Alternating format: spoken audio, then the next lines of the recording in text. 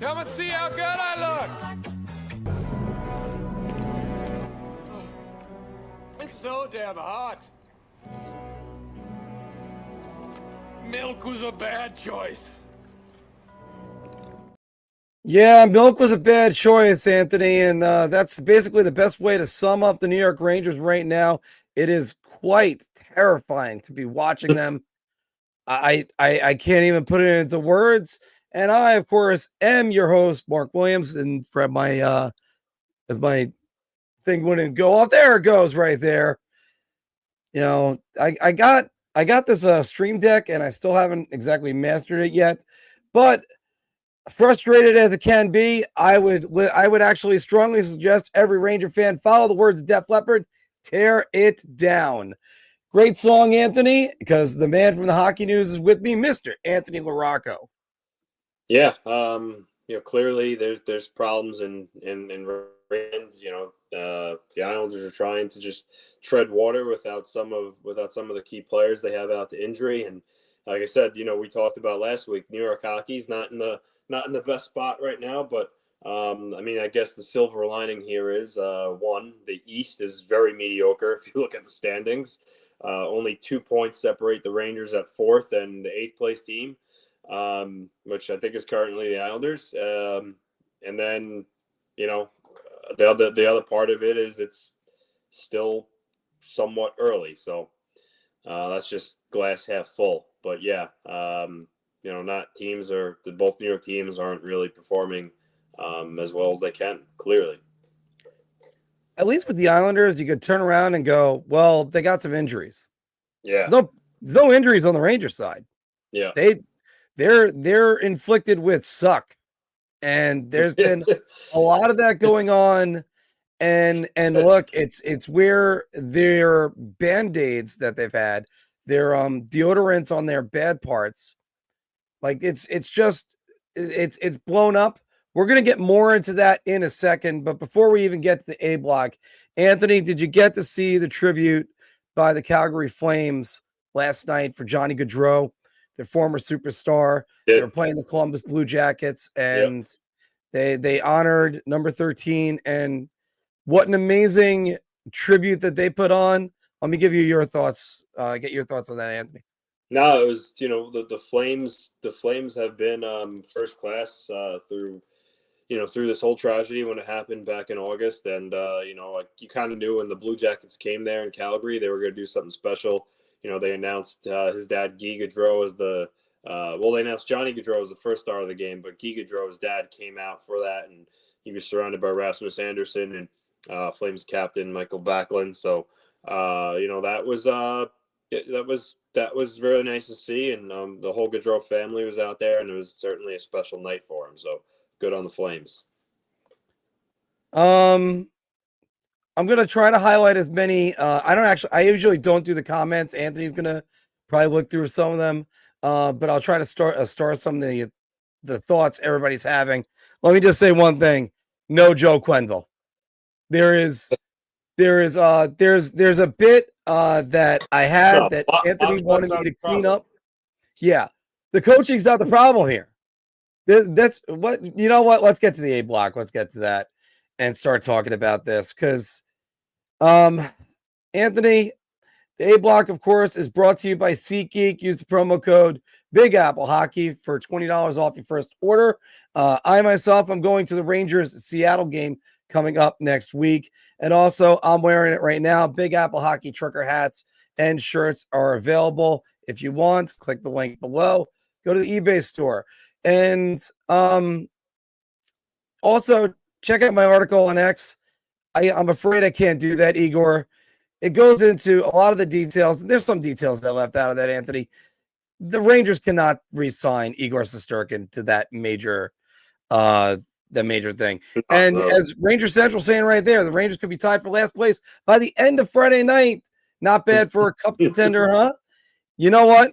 When you have as many distractions, I'm going to get into a lot of that, or my reasons for that in a minute. But you look at last week, the Rangers 1-3, the Islanders 1-2. The Rangers power play, Anthony, 23.4%. 11th in the NHL right now. They're out of the top 10. We were arguing about that last week. 1-6 in the last 7 games. Outscored 15-29. Igor Shesterkin in his last 6. 900 save percentage, 3.57 goals against average. And also, Anthony, let's throw this one out before I start getting your thoughts. Look at these plus minuses since November 21st. -9 for Mika Zibanejad. -6 for Miller and Schneider. -6 for Alexei Lafreniere. The only plus player on the team in that span somehow is Ryan Lindgren.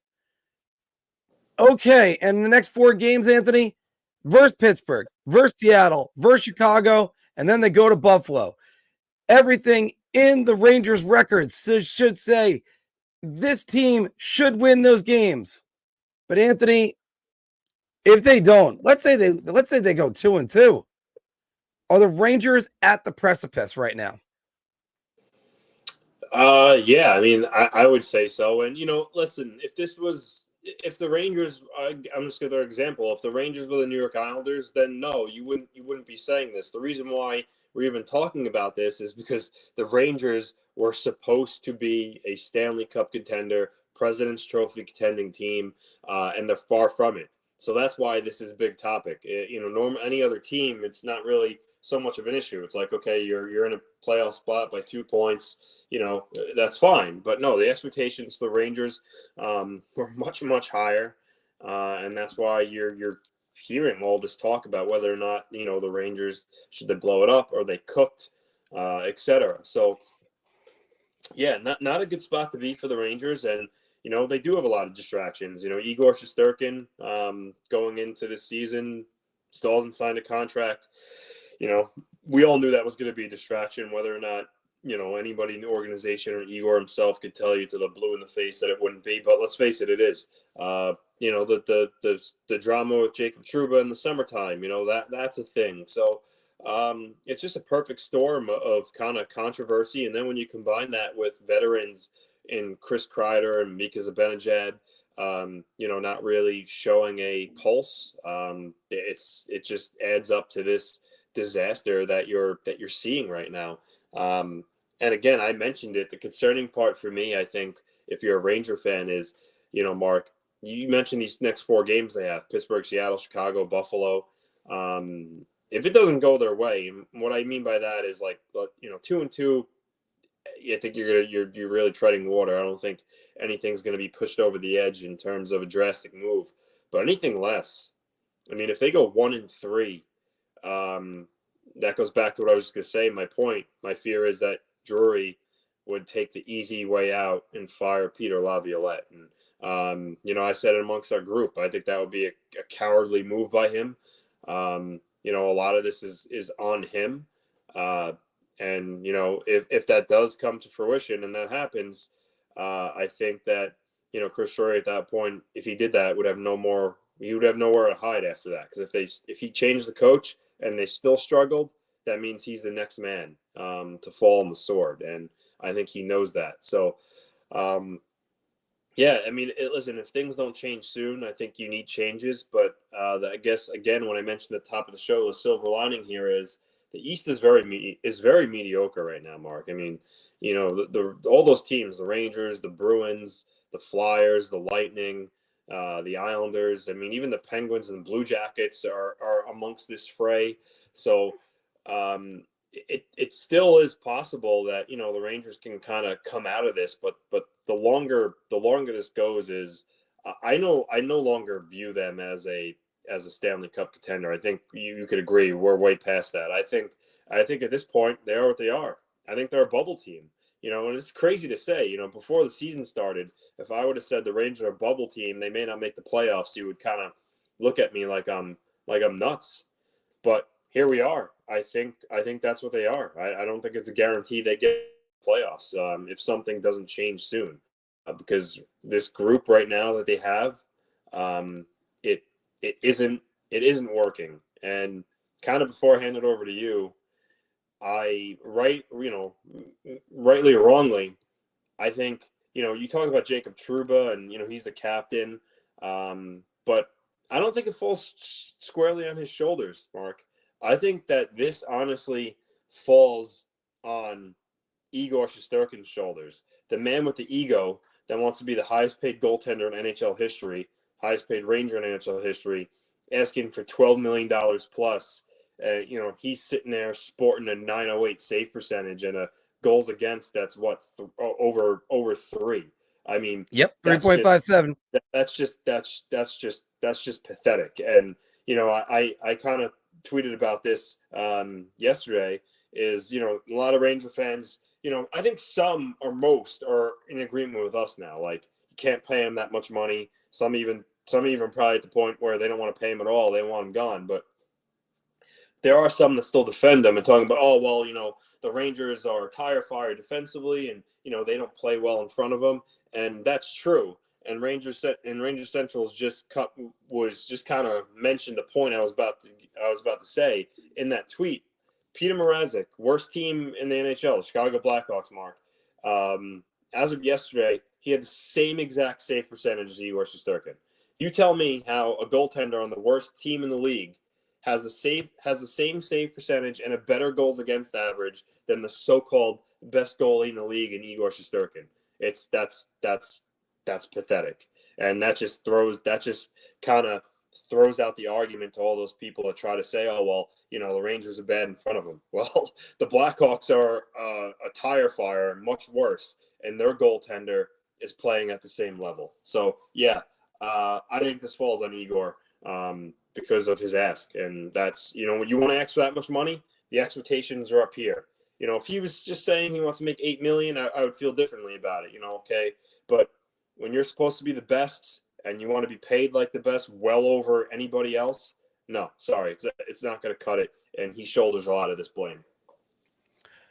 There's a lot of blame to go around, Anthony, and I'm not going to sugarcoat it either. Yeah, Igor Shesterkin's number one on the list of guys to blame. Your contract is important. You want to be $12 million. You want to come out and you want to have everybody say all these demands.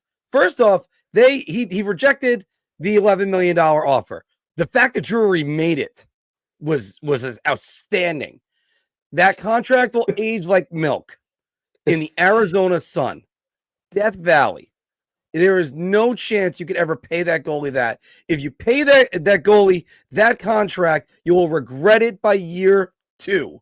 Never mind year 3. So first off, you'll get a good season out of him, and then that's it. Henrik Lundqvist signed his big contract, and if you read my article on this, you would know about this. It's on X right now and on BAH Pod, but the website doesn't work because it's Wix, so that's negative advertising for them.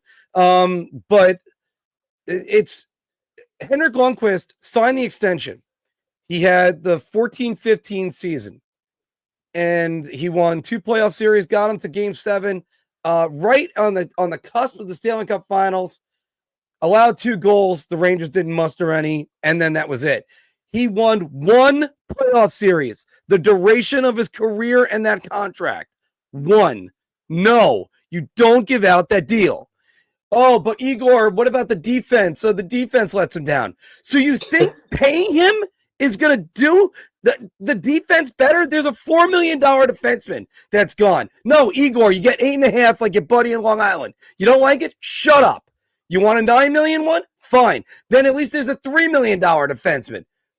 I've said this before, and I've been infuriated about this over and over again, Anthony, and I hope every single Ranger fan that listens to me on this can just grasp this concept. Right now, we had a point earlier in the season. Mancini and Jones were in the lineup. That will happen every year if the New York Rangers sign Igor Shesterkin. Well, they're going to get rid of Trouba's $8.5 million. Okay, and they're going to have to replace him with at least 1, if not 2, NHL defensemen and veteran ones. They don't come cheap. And again, Phil's tweet about this. Don't make excuses for Lucas Dostal. How about this? Anthony, let's not make excuses going with Peter Mrazek or Lucas Dostal. Let's look at these numbers. Do you know what goalie is 5-1 with a .936 save percentage and a .203 goals against average? Jonathan Quick. He's on the same team. This is not this. I don't care. Trade Shesterkin. And before everybody goes, well, Mark, you're being a little bit irrational right here. The team is not a Stanley Cup contender right now. If his contract is the problem, go F yourself. Absolutely. Go F yourself. Because the 2013, 2014 New York Rangers dealt with a lot more. They were adapting to a brand new coach. You had a career goaltender who spent his blood, his absolute blood, trying to keep the team in contention. He played 70 games a season, not 55, Igor. And Henrik Lundqvist was putting up the worst 2 months of his career as they were trying to figure out a brand new system. What did the team do? They regrouped, they re-signed him, and then they went to the Stanley Cup Finals. This team is far from that. They have a weakling as a captain. Sorry, Jacob Trouba. I am off the Trouba train. You have done nothing, absolutely nothing this season. Good job getting beaten up in Montreal. Could I get beaten up too? Yeah, good job. So, look, if Ranger fans are expecting me to say something nice about the core of this group, Mika Zibanejad, you've shown zero. Do you know who leads the Rangers in scoring over the last 2 weeks, Anthony? Will Cooley. Yeah. And then Panarin. Good. You guys beat Montreal and barely. Peter Laviolette is the winningest coach in among American head coaches. Take that for what you will. You're going to replace him with Joel Quenneville, and you don't think that's going to be a distraction? Like, no. It's time for the players. It's time for the players to be held accountable. And if everybody thinks I'm going off the deep end on this one, guess what? Tear it down. Sorry, I am the president of the Chris Kreider fan club. No. You're expendable too. Everybody on this team is expendable. Every one of them. If you could trade them, do it. Because it's time. It's time to turn this team over. I have no idea what they're going to be next year. Because you can't turn it over completely to the young guys. Capo Caco was supposed to be a deadline guy that was supposed to go. And yeah, mental reset for Igor. Lonnie's right about this one. I haven't been able to address that comment because I haven't looked down. I'm so infuriated if we were in the big boxes, Anthony, I have the flames shooting out of me right now. Mental reset? Really? He needs a mental reset. He wants $12 million, more than any goalie ever by $1.5 million. And I will repeat the same thing I've been saying. The highest paid goaltender in the league has not played a game in 2 years. That's Carey Price.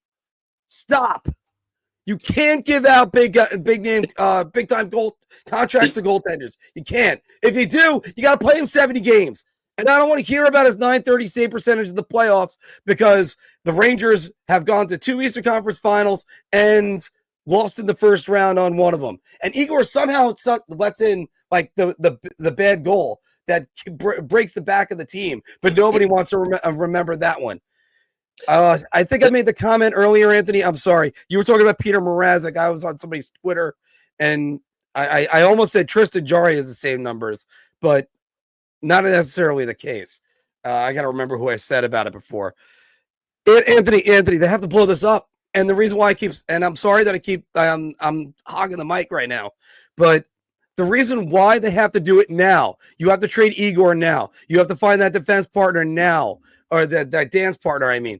Because, Anthony, the longer they wait, the harder it is to trade Igor. You don't trade a goaltender mid-season. It doesn't happen anymore. It doesn't happen late anymore. Ryan Miller trade does not happen. I'll see to you for a couple seconds. That might have been one of my favorite Mark Williams rants there. That was great. But, you know, Lonnie was right in that comment, which I left it highlighted. Why? You mean, you addressed the mental restart part about it, Mark, but the second part of that was he had one good year. He had his Vezina year. Every year after that, he's been 10th in the league in save percentage, 11th in the league. You know, last year .913. I mean, .913 is nothing to sneeze at, but you can't sit there and say you're worth $12 million when you haven't had a regular season that was elite since your one good year. And that's just the fact. I mean, you could talk about Oh, well, his underlying numbers have been good. Not his traditional numbers, yes, have been middling. That's fine, but I mean, you can't pay a guy $12 million because he's had good underlying numbers and he had one good year. And yes, he's good in the playoffs. No one's taking that away from him. But that's not the end all be all. Like, yes, the playoffs matter, but if you want to be paid that much money, you should be at the top of the league year in and year out in goals against, save percentage, etc. Okay? Mm-hmm. And the other part of that is, Mark, I referenced it yesterday. He had a save percentage of .899 at the All-Star break. Yep. And I get it. All-Star, some goalies, you're going to have peaks and valleys. But when you're talking about being paid that much money, you should never, ever get to below 9. I mean, that because below 9 is terrible goaltending. Like, I can understand you go through a rough patch, maybe you're at 926 and, you fall to 910. But, I mean, 899? I mean, I'm sorry. That's even for a little bit, a goaltender that's asking for that much money should never have a save percentage that reflects that. It's just really bad. It's unacceptable for that to ever happen. Again, if we're talking about, Joe Schmo making $4.5 million, he's at, $8.99 for a period of time, then, fine. It is what, because you're getting what you pay for. But that much money, I mean, I like to say this, Mark. Is Connor Hellebuyck ever going to have a save percentage of below 9? Nope. No, you don't see it. He's probably the best goalie in the league, and yet Igor is sitting there trying to make $3 to $4 million more than him. It's insane. It's insane. Igor gets off his angle sometimes, not as much as say Alexander. No, every goaltender does, by the way. That's not really exclusive to Igor, but he's got this thought that athletically speaking, he can always make the save. Look, if you're gonna try to say you deserve $12 million, then you have to try to make these outstanding saves. You have to lead the league in goals above expected all the time. And by the way, that's not a great stat for coaches. You want the goalie to make every single save expected. You don't want all these outstanding saves. Look, no, every Ranger fan, stop thinking with your heart on this one. I know you go to the game, you chant Igor and everything else like that. And Ranger fans are, despite what some people on the internet might say, Ranger fans are very smart. Let me take you back, Anthony, to the 2022 NHL playoffs, Game 3. Rangers are down 2-0 in the series, the Carolina Hurricanes. Igor lets in a bad goal. I think it was to Nino Niederreiter. And the Ranger fans chant after the goal, Igor, Igor, Igor. They get him back up. They get his confidence working. Igor ends up, feeling it. Because people forget that up until really the end of the Carolina series, Shesterkin did not have a good playoff.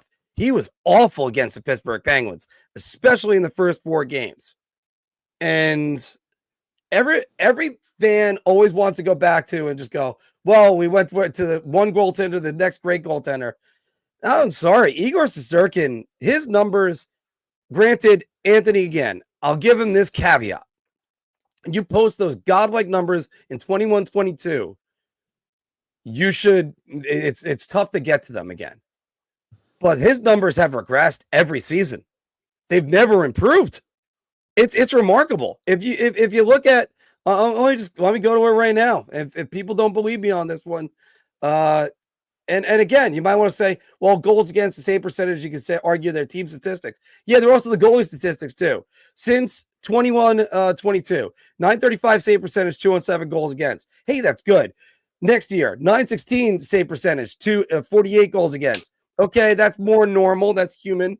He was 8th in the Vezina. Last year, 912, 258 goals against. That's still trending in the wrong direction. Higher for goals against, lower for save percentage, 908, 305, and he's 352 over the last 7 games. But I mean, Anthony, those are not good numbers. And they're not numbers that a goalie should be arguing, hey, pay me more money. And if the stress of the situation is too bad, what do you think the stress is going to be after you sign the $12 million deal? No. Sell them. Sell them right now. You have to do it. And I really firmly believe, Anthony, I really firmly believe that the Rangers could have made it to the trade deadline, made some moves, and gone all in and ran this team out there and let the chips fall where they may. Now I've ranted enough about Shesterkin. What's Trouba doing? What is Trouba doing to save the room? What he got into a fight with the Canadian? Really? That's what showed it? Shesterkin lets in weak goals against Carolina. Mika Zibanejad showed up against the Canadians. I don't recall him against any other team. I mean, he had an open net against the Flyers. Can't hit that. Chris Kreider still doesn't have an assist this season. And I'm sorry, it's gotten to this point. It's gotten to this point. Filipino's your best center. Vinny Trocheck, what happened to you?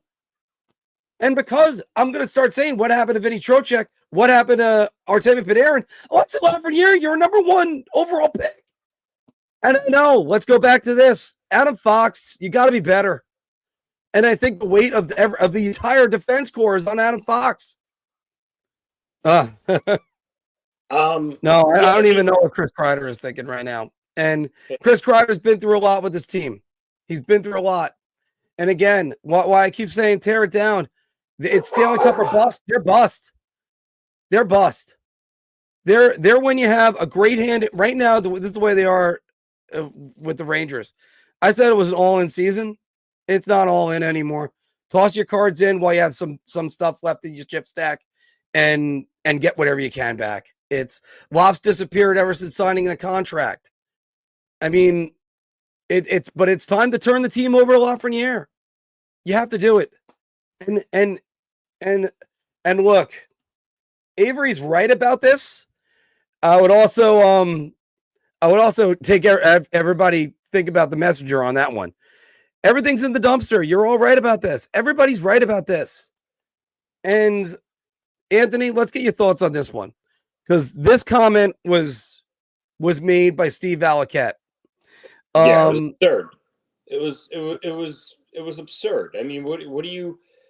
He's trying to score for his team at any means necessary.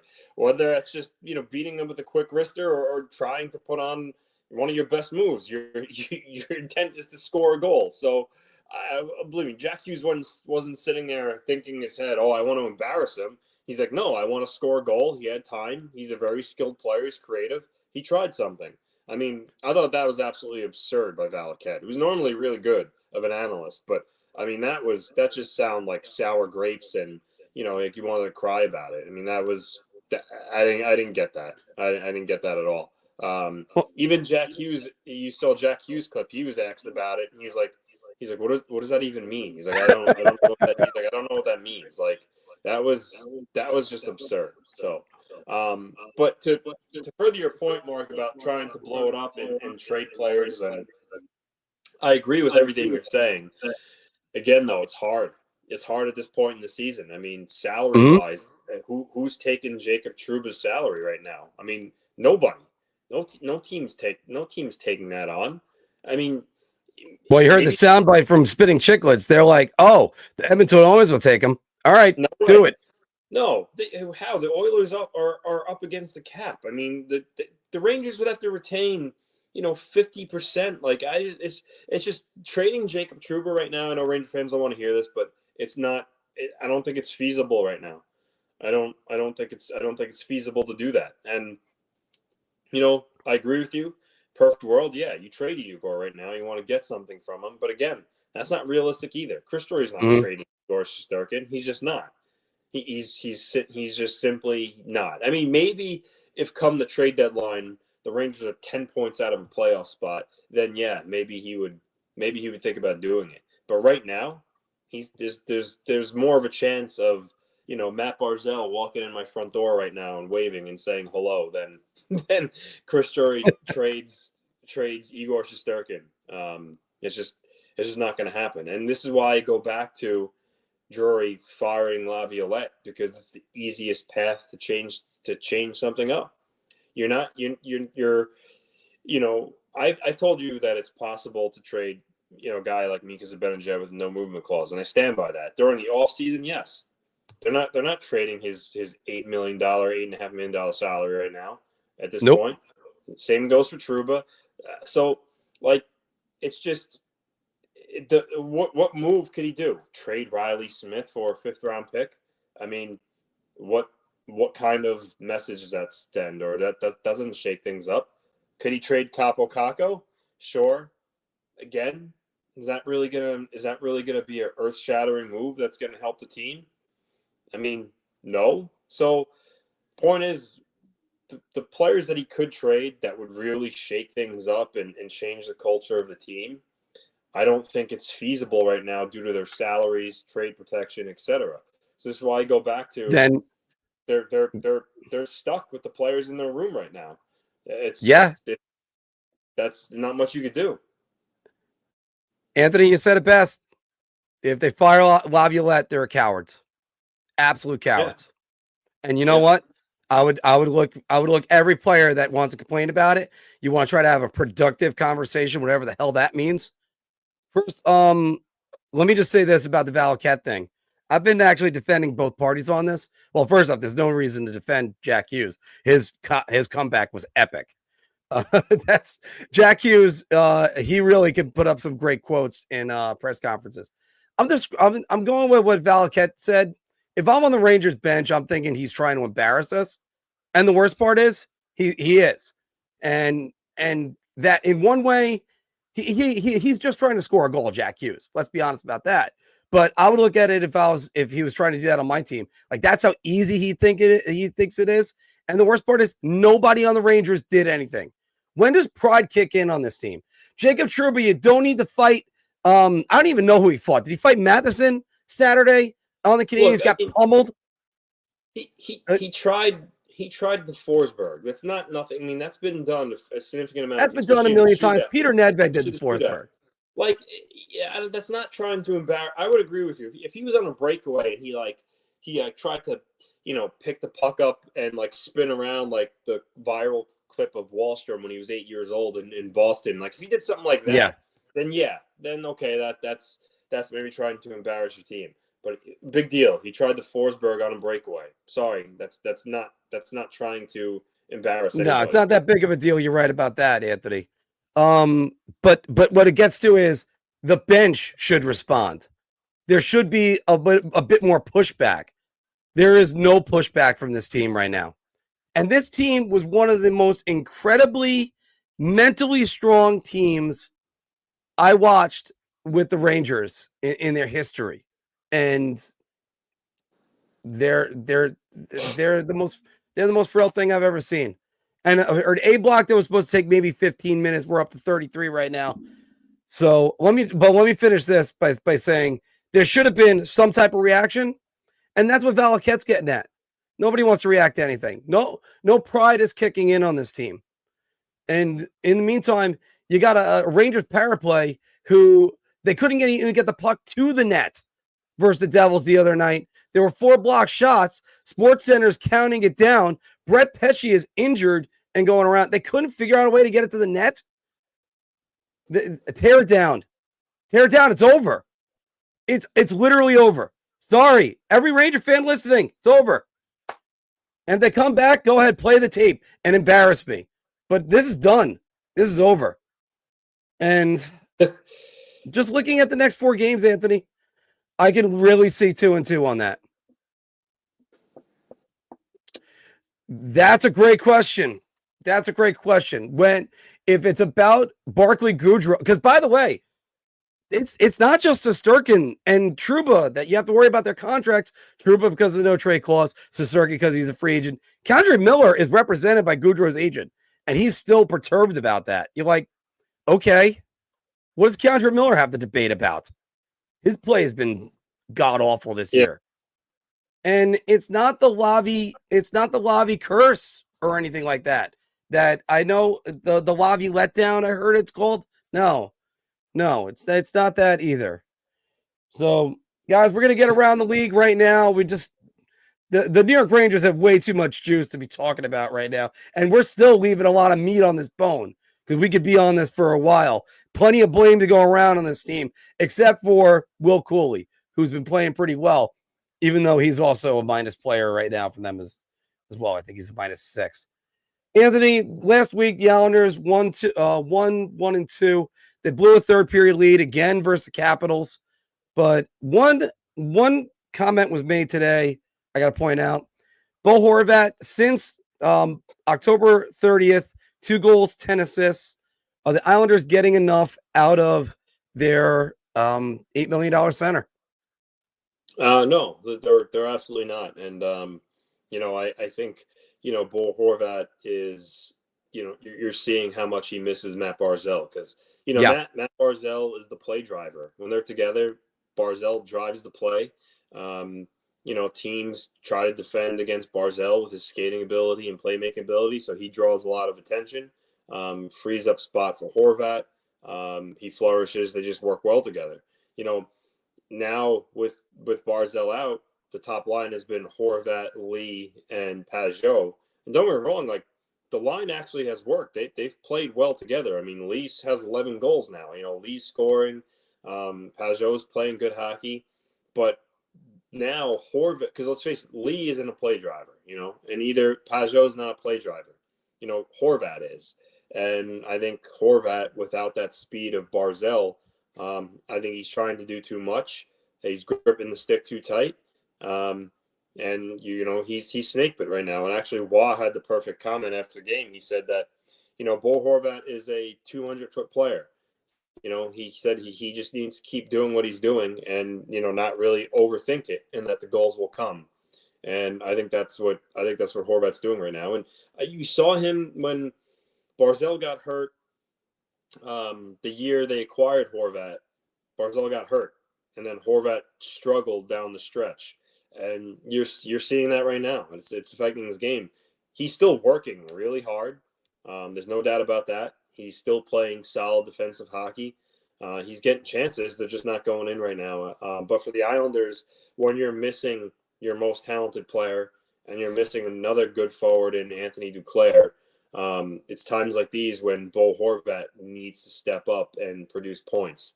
And right now, he's not producing points. They've been essentially carried by Lee and then the line of Nelson, Palmieri, and Siplikov. So it's something that, Horvat knows about. I think he's putting a lot of pressure on himself. If he wasn't getting chances, I would be a little more concerned. I mean, he still is. They're just not going in. But at the end of the day, though, they certainly need to get more out of Bo Horvat. And I hopefully, he can get one and then they'll start coming in bunches. But yeah, he certainly needs to be better. I don't want to condemn him at all. I understand the star value and you're taking all the money on this one. The 10 assists kind of negate, I think, a little bit of that 2 goals. And as you said, he's a 200-foot player and he's still trying to lead. Look, the Islanders are in last place right now. I don't think it's because of Bo Horvat. But and by the way, they're only 2 points behind the Rangers. So Rangers could be in last place. I don't, Anthony, I don't condemn Bo Horvat because you're talking about he had a line that looked like it was singing in the preseason and it was going to be an offensive juggernaut. And then he loses both line mates. The number I used was since the 30th, 2 goals, 10 assists of that. And that's of November. So that's Devil's Night. If anybody that remembers the old movie, The Crow. But it's one of those things where you lost Barzal and Anthony Duclair. Now you're talking about a completely different line. Holmstrom and Lee. Look, and by the way, all credit to Anders Lee, who is having a renaissance. 11 goals, 10 assists this season. Right now, he's leading the Islanders in scoring. But you know what? You need Bo Horvat to be a little bit more. I'm with you on this. I'm actually with Patrik Laine. Just keep doing what you're doing, Bo, and don't worry about that. But the Islanders, I'm not going to place any blame on Bo Horvat.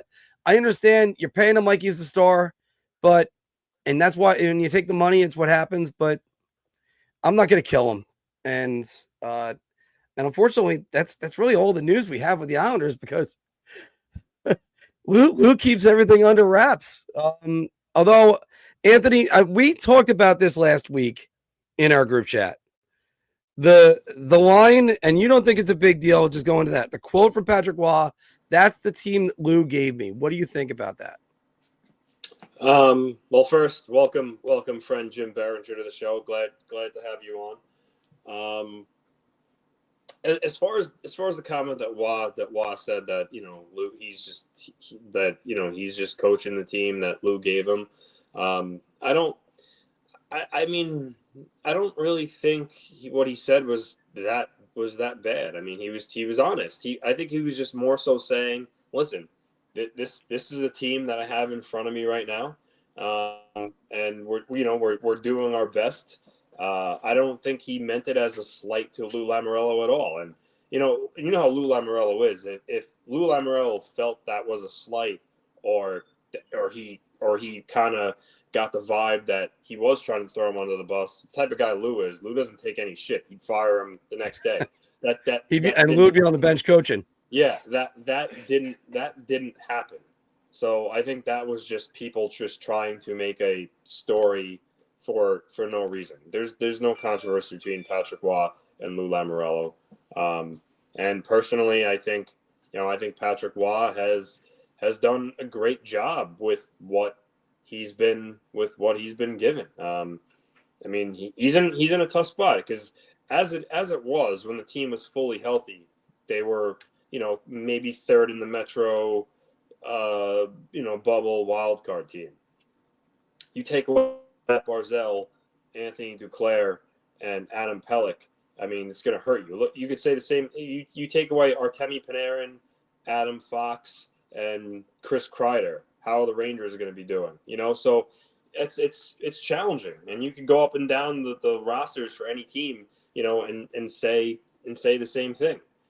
Like how the Flyers going to do without Travis Konechny, Travis Sanheim, and I don't know, Sean Couturier. Like you're missing your best defensive defenseman, your most talented forward, and another top six forward who can score 25 goals, 30 goals.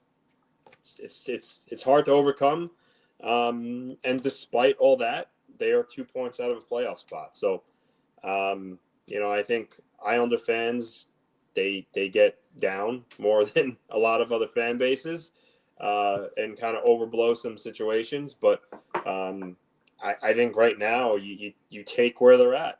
And Jim, I'm going to let you hop in here for 1 second, but Jim and I have talked about this. The Islanders, you just try to tread water, right?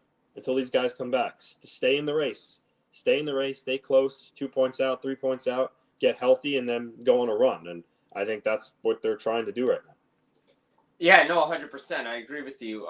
That's the point. Just tread water, right? Like, just stay there, stay within striking distance. And here's the thing, right?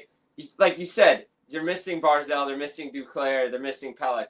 The issue for this team has been, and always has been, goal scoring. And even when those guys were in the lineup, the goal scoring was inconsistent at best. They have the weapons to do it. I think it's just the style of play. Sometimes you don't see the best out of all these guys. You know how Lou operates. He wants to play a certain way, and Wah's trying to follow it. And I think if they could open up a little bit, they'd be fine. Now, look, you listen to Barry Trotz, you listen to all these guys. A couple of these overtime games going the other way, and you're sitting right where you are. You're sitting in a better position, right? But again, the Metro's better, right? Washington's better. Carolina's still good. New Jersey's good. The Rangers are right there. But the big thing is just tread water till these guys get back as best as you can. If you can continue to pick up overtime points, and I know, like, Anthony, you weren't here, we kind of joked around. It's like, can the Islanders lead the league in overtime losses again and have the most overtime losses, like, in NHL, because that's, like, their MO. But if they could ever figure out a way to lock it down defensively in the third period with a lead, I think this team could really, like, go on a run. Yep. I always kind of say, if you're in that situation where overtime it's basically a 50-50 situation, let's say that, if you're playing for that, you're playing the wrong way. Oh, you can't have it where it's a coin flip. You can't. You got to remove. You got to play to win, and it can't just be, all right, we'll go for overtime. And no, it's They got to try to win. Jim, just before you got on, I asked this question. Let me just throw this one out at you, and then we'll go to Bar Talk. What do you make of the Jack Hughes breakaway where Steve Valiquette described that it was trying to embarrass Shesterkin? I happen to think Hughes was just trying to score, but I think Pride should have kicked in on the Rangers bench to go, guys, he thinks it's that easy. Look, you know, I think a lot of it's just being overblown. I think Steve Valiquette made a mistake on TV because he has to realize that a former New York Ranger who was a St. Louis Blue, who is now a Detroit Red Wing, went to Ottawa, Vladimir Tarasenko, did that goal all the time. In fact, he did it for the Rangers, wearing a Rangers sweater in Madison Square Garden against the Senators. And, you know, he did it as the Blues against, I think, Lundqvist. I think he did it one time. He scored that way. So, I mean, look, I think the issue is more of a prideful thing for the Rangers. Somebody on that bench should have been like, dude, he shouldn't be like trying to get in on breakaway and score like that. Like we got to make it harder. I have no issue with what Jack Hughes did. Like everybody's gonna be like Homer. No. This is hockey. You on breakaways. Why do we love the shootout? Guys do like go between the legs and all that stuff. It's a breakaway. You try to score as many as possible. Maybe Hughes is knowing that Shesterkin's trying to read him because Hughes has always beat him just shooting the puck, right? So maybe I got to change it up here. You know, you don't know what guys are thinking.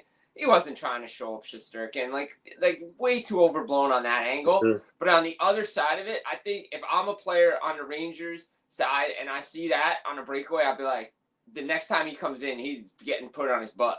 Like, I don't want, like, we got to have some pride here. We can't be giving up breakaways and can't be giving up 2-on-1s and all that stuff. And, like, that's the big thing. Like, you look at it, like, I know everybody's making a big deal of, like, some of the goals that Shesterkin gave up on Monday.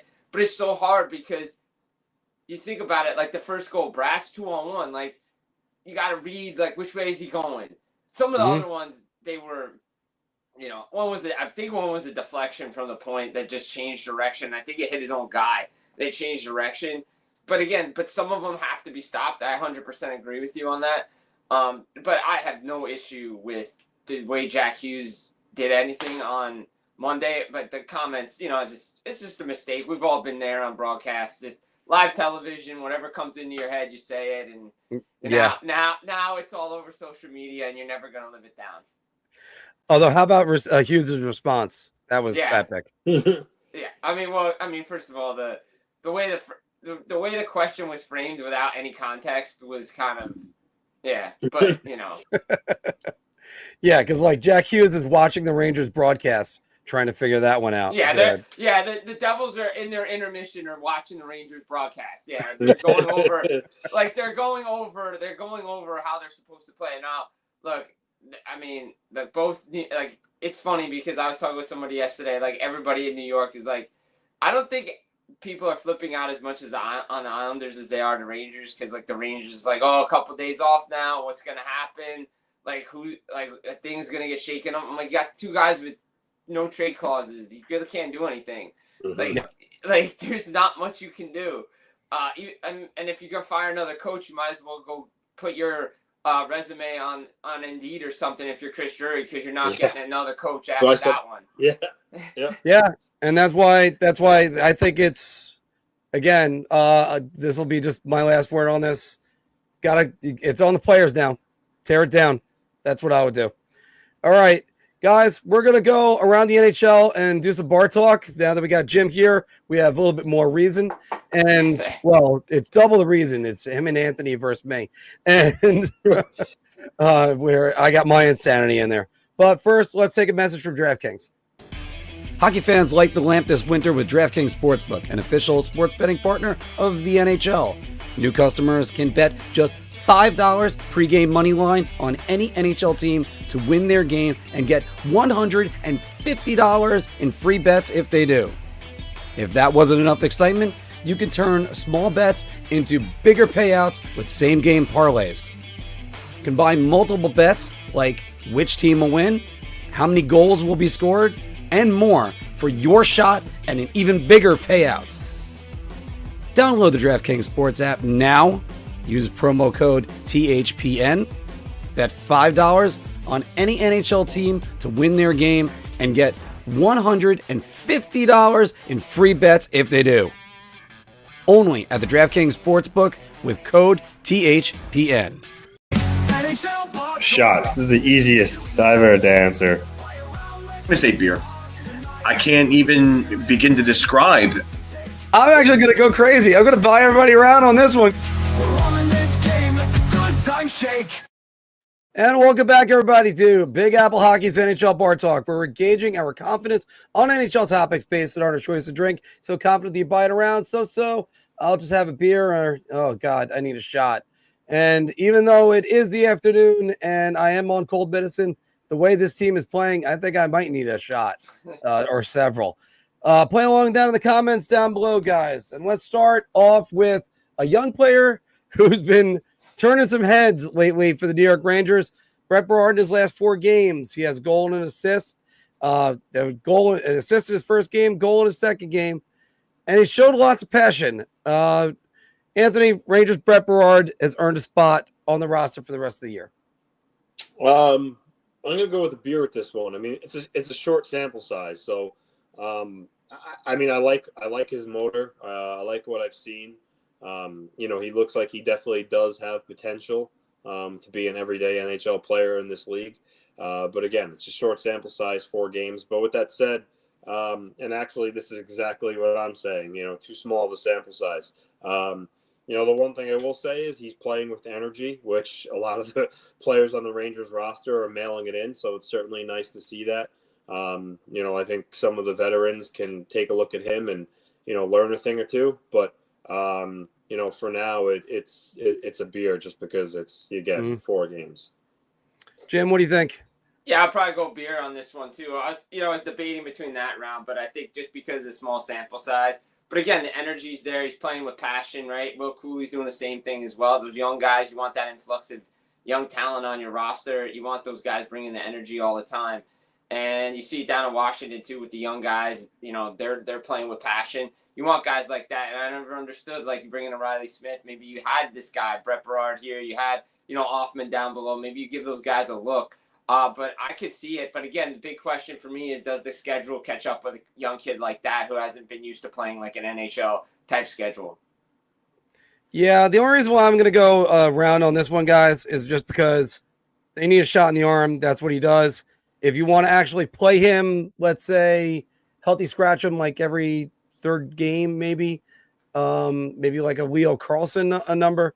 I think it's time to start integrating this kid to the NHL. They've been talking about it for years, and I think it's just the best thing to do is to keep him up here. I know it's have more playing time down in the minors, but I think it's time he starts learning at the big club level. Okay, reports, by the way, are saying that Brock Nelson might be added to Team USA's 4 Nations tournament. The rosters are going to be announced at 6 p.m. tonight. And I'm going to go back to Anthony once again. Don't worry, Jim. I have you going first on the next one. Brock Nelson should be the 3C for Team USA, Mr. LaRocco. Yeah, so as you said, Mark, the rosters are going to be announced later at 6 p.m., but from people that I talked to and from things I've been hearing, looks like Nelson has indeed made the United States roster for 4 Nations tournament. Certainly well-deserved, underrated player. I mean, we've raved about him before in this channel. So if that ends up happening, congrats to Brock. He deserves it. As far as the question, I think, kind of Arthur Staple alluded to it when he was also talking about Kreider and Trocheck making it. That could end up being their 4th line, which would be a good 4th line. But, you also look at it too, Bill Guerin had said that this is an all-star team, which is why there's some speculation, as crazy as it is, that Cole Caulfield and Tage Thompson may be left off the roster. We'll see if that holds true. Insane. But he's basically said it's not an all-star team. So with that said, a guy like, Matthews, Hughes, 1 and 2 center, however it goes, then there's Jack Eichel. But, Jack Eichel, is he really a 3C? He should probably play up higher in the lineup, maybe move him to wing. So that's why Brock Nelson fits as a 3C because, he's a guy that can play in all situations. And that is more, he's closer to a 3rd line center than Eichel. I mean, Eichel's clear number 1 center. So for that reason, I'm gonna go Beer. I think he does fit there. Even though there are centers that are better than Nelson in the lineup, he just plays more of a well-rounded game. With that said, Nelson, I think it was Michael Russo who was talking about it when he was mentioning a week ago about Nelson making the team. He said one of the things that Garrett liked about him is that he's versatile. He could play the wing. So the other option is, Nelson could play a wing and, end up anywhere up and down the lineup. But I'm gonna go with a Beer here. With that said, I think he's likely probably to be the 4C, and I still think Trocheck would be on his wing, but that could be interchangeable. Jim, what do you think? I think I'm going to go round here. I like, Anthony's points about being a defensive center, two-way center, Mr. Consistency, Mr. 30 goals, really. That's what his nickname should be, and that's why, again, it's never going to happen because Lou never believes his team's out of it, but if they ever were out of it, he'd be a guy like teams would really covet at the trade deadline. But you mentioned the centers.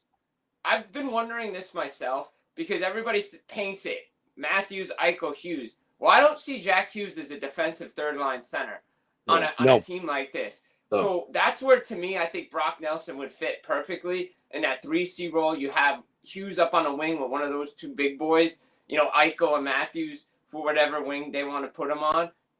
And the way he just plays, he's good at face-offs. He's good, he plays in all good situations. He understands the game. He can get back. And like you said, it's a short tournament.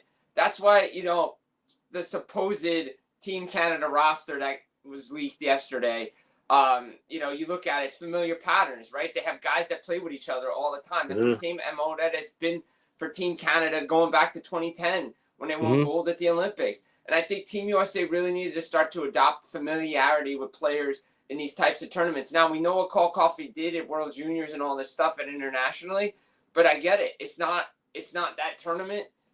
You need to score goals, but you need to also have defensive-minded players. A guy like Brock Nelson fits perfectly, and then a 3C role, I think he'd be perfect. I'm actually going to go shop because I think the better defensive center right now is Jack Eichel. Jack Eichel, I can make a solid argument he's a Selke caliber player right now. I'm not going to go anything against Brock Nelson on this. I'm only thinking because you got Matthews 1, I would put Hughes number 2. And maybe if you want to toughen up that line, maybe that's where you put both Kachucks. The Kachucks are we're going to talk about the Four Nations tournament a little bit more in a minute. But Jack Eichel's been outstanding defensively and shutting down opposition centers. And he's really been doing that ever since he went to Vegas. I like Jack Eichel as a 3C, and I'm not slamming Brock Nelson in any way because I think Nelson, Trocheck, and Kreider, that's an outstanding fourth line for Team USA. But let's go to the goalie that won Monday nights because Jacob Markstrom, 12-6-1, 2.54 goals against, 907 save percentage this season. Jim, simply put, Jacob Markstrom has stabilized the Devils' net. Round, ×2, ×3. And for everybody that's criticizing him, you need to watch the games and watch how the Devils have been playing in the games that they've been in. Right? Florida, the start. Florida hemmed them in. Jacob Markstrom played well. In the Calgary game, outside of the last 5 minutes, he kept them in that game. Go early on against Carolina, down in Carolina. Probably should have been 8-0. He's got a great backup goaltender in Jake Allen. But Jacob Markstrom, that's why you brought him in Monday night, is why you brought Jacob Markstrom in. That's why you traded a first-round pick to get him. That's why you traded an up-and-coming defenseman in Kevin Ball to get him. I know everybody's looking at, Hellebuck and what Vasilevsky and all the save percentage. Guys, the league save percentage is under 900. If you're at 907, you're doing really good. He's stabilized the net. It's given him confidence. My only issue with New Jersey is sometimes they rely on Markstrom too much. Same with Allen. And they can't make every save. You got to play defense. And obviously in the third period, the Devils did. I mean, Brett Pesce, what a warrior. That guy blocked, I don't know, maybe 3, 4, 5 shots with his hands, his body. But Jacob Markstrom has really stabilized the net. And I've really liked what he's done. And, again, they've been eyeing him since last year. Mm-hmm. And to answer David's question, goaltending was very bad last year. Very bad. Yeah. Anthony? Yeah, I'm going to go round here. I mean, like David's referring here, 906. Markstrom's at 907. So I get that point. It's not an eye-popping save percentage, but the fact is, last year the Devils' goaltending really struggled, and he's not 917 towards the top of the league. He still played really well for the Devils and given them every chance to win games, whereas last year they probably lost those games. So I think Markstrom absolutely has stabilized the Devils' net, and the trade has certainly been a win for them. And yeah, sure, would Markstrom probably like to have a little better numbers like he did in Calgary the year he was a Vezina finalist? Absolutely, I'm sure he does, but he's been fantastic for the Devils in net despite that. Let's make it a hat trick, boys. I think he stabilized the Devils' net. I think his timing on some of the goals, they're not a problem. He makes a save when they need to save. And look, sometimes I thought the Devils' defense early on was a little bit porous. It's been more than stable as of late, and there shouldn't be any complaints about the way Jacob Markstrom is playing. He's doing a hell of a job for them. Let's see if they how far they can take the Devils now. Because right now, first off, by the way, if I told you guys the Devils won the President's Trophy last year and the Rangers were the ones that finished with 67 points, you would have believed me on that one Monday night. But I digress. Let's go to a guy who just scored his first goal of the season. Patrik Laine returns to the Habs lineup, scores in his first game against the New York Islanders. Jim, let's go back to you and even up the leadoff spot again. Patrik Laine will still score 20 goals this season. You know what? I'll go round here. Oh, all right. You know what? Just for fun, right? Like, we're having some fun here today. I really do believe he's a 20 to 25 goal scorer still, even with the time off. I think he can get hot. And if he's going to score like that on a power play, that's where he's going to get a lot of his goals, right? That's why they brought Patrik Laine in. Montreal brought him in to stabilize that power play. The fact of the matter is that he was on first power play unit in his first game back. That tells you something, what they believed in him, right? Again, we saw bits and pieces of it in the preseason before he got hurt. And they love their goal scorers up there. It goes back years. They love their goal scorers. But Patrik Laine, to me, I think is going to hit 20. And he's playing with Kirby Dach. Maybe he gets with Slavkovsky in that second line. But I think most of his goals are going to come on a power play. You get a majority of them there, you're going to close in on 20 goals for the season. Anthony? Yeah, I mean, did that shot that beat Sorokin? I mean, that was vintage Laine. That was one hell of a rocket.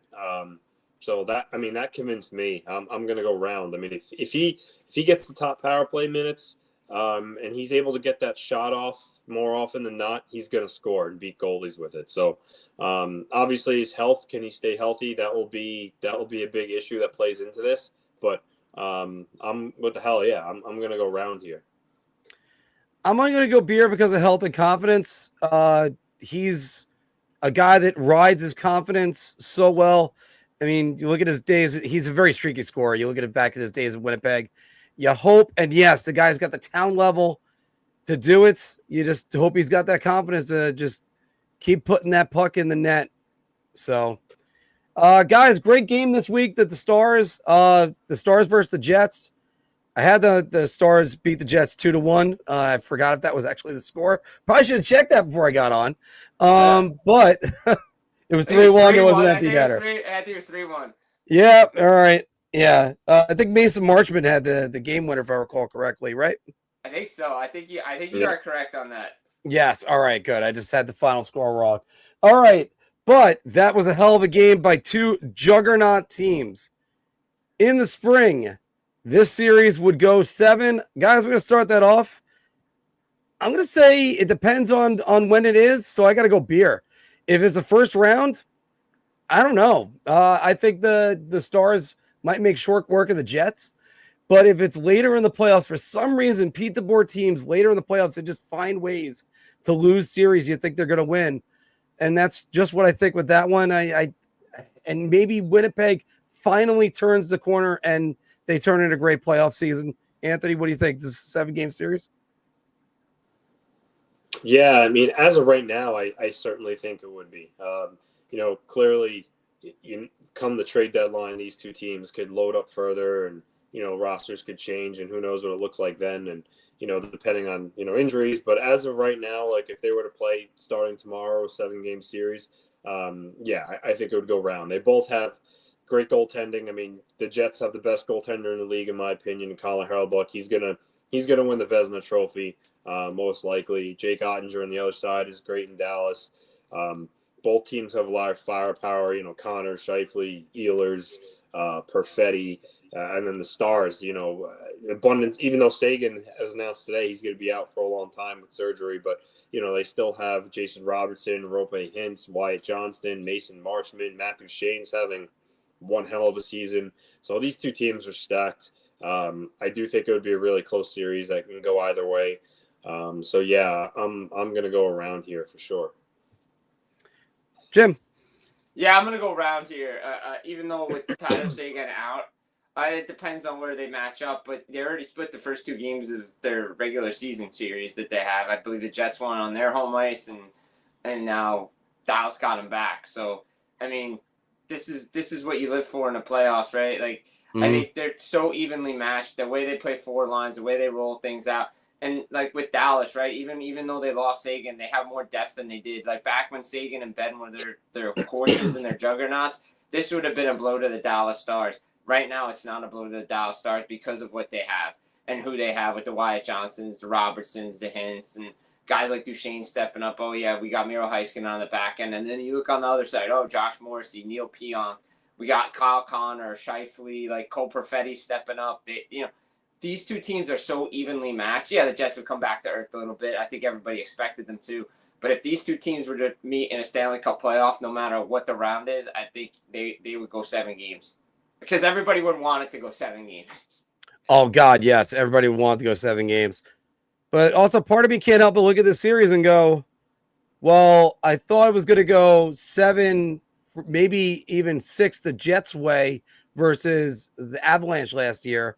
And I thought that the Stars were going to make short work of the Oilers last year, and they ended up losing that series. So it's hard to say because you know what? You can't predict the NHL. And one thing you can't predict is when the worst team last year and for the last few years, they've just been awful. San Jose Sharks, right now, they got 25 points, and they're 3 points back of a wild card spot. Jim, I'll go to you on this one. The Sharks are in the playoff race. Yeah, I'm going to go shot here. Look, they're playing better. They're playing the way Ryan Rosofsky wants them to play. The West is still too tough, right? They're playing really well. They beat a really good Washington Capitals team, and it was taken into them. They're playing a style. They're having fun. They have a nice group of veterans with Tyler Toffoli there and Wenberg there with the Celebrinis. You need the Fabian Zetterlunds and guys like that. And Mackenzie Blackwood's playing up to his level that he can play, which we all saw in New Jersey when he was there. But the West is just too tough for me, and that division is way too tough. I just don't see them staying in it and being. Look, they're gonna be a more competitive team, like I've said every year. Like I've said at the beginning, I knew they were gonna be a competitive team. I think they were gonna surprise a lot of teams, but it's still early in the season, and the Pacific and the West alone is way too tough. I just don't see them sticking around. Anthony? Yeah, this is a shot here. Good on them for playing well and kind of giving their fans hope for the future, but it still is just early December. There's still a bunch of teams. I mean, you have the Flames and the Oilers holding those last 2 wild card spots right now. They're definitely not better than any of those teams. Colorado, despite their goaltending woes, they're ahead of them. They're not better than Colorado. St. Louis under Jim Montgomery looks better. They're not better than the Blues. So this is a shot, but don't get it twisted here. The Sharks have a good future. Mike Greer has done a lot of moves. There have been some real tough years for their fans, but with some of the pieces they have in place between Celebrini, Will Smith, William Eklund, Fabian Zetterlund has really come on. Looks to be a good player. They got a good future, and that's not even counting like Quentin Musty, who they have coming up in the pipeline. So good future for the Sharks. They'll get there, but right now I don't consider them a real threat in the playoff race. Yeah, I got to go with a shot on this one, too. You're talking about them chasing the Avalanche and the Oilers as well. Look, all credit to the Sharks. They're doing a great job right now. Can't argue with that. I can't help but laugh, though. We're talking about Mackenzie Blackwood, who is having an outstanding season, 2.94 goals against and a 907 save percentage. Oh, wait, that goals against is better than somebody that's asking for $12 billion. I can't remember who that was. And look, you know what? Actually, it's a good story for him because he's been kind of lost for years ever since probably 2019 in New Jersey, I think it was, with Blackwood. And they still have Askarov that's waiting to take an NHL spot. It's amazing what they got. And can't wait to see what the Sharks are going to do soon. And look, again, Mike Greer's got to be commended for the job that he's done. He's done a great job turning over this roster, and it's only going to get even bigger. Anthony's changing something.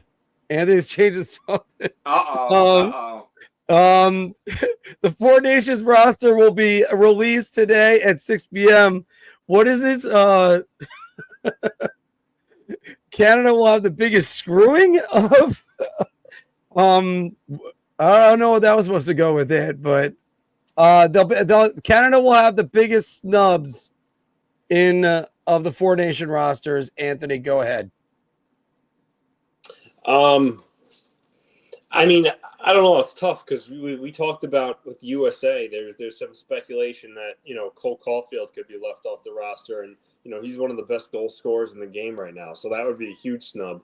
But Canada could have some snubs too. John Tavares is having a real good year. I mean, even though he's older, that could be considered a snub if he's left off the team. Brad Marchand, I don't know where he stands in that mix. Noah Dobson, Marchand was already announced, so. Oh, he was. That's right. My bad. I don't know. I'm trying to think. Matt Barzal's hurt. At some point last year there were. I think the biggest one would be Bedard. I think a lot of people thought he was going to be a lock. Yeah. He's so young though. I don't know. He's going to have his time on the international stage.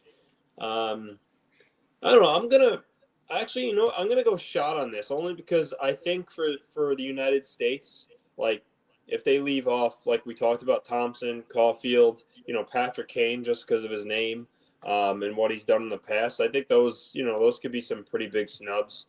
But it's actually a real tough question. So I don't know. I don't know about it. Jim, what do you know about it? What do I know about it? I don't know. I was asked about Bedard yesterday on Rod Peterson's show, and I didn't think he was going to be on the team just because Canada's so deep. I don't think everybody talks about Canada and the snubs, but I'm gonna go shot here because I think we need to talk about who's going to be left off Team USA. You mentioned Tage Thompson, Cole Caulfield. What about on defense? Say Luke Hughes gets left off, right? You're not going to have all three Hughes brothers on the team? That, considering the way he's playing for New Jersey right now, say we talk about familiarity. We mentioned it before, right, with patterns. Well, Brett Pesce and Luke Hughes are one of the best defensive pairs right now in the National Hockey League. You wouldn't consider bringing those two together, put them on a team, right? You want to keep things rolling. You saw what Canada did with Taves and potentially Taves and Makar being together.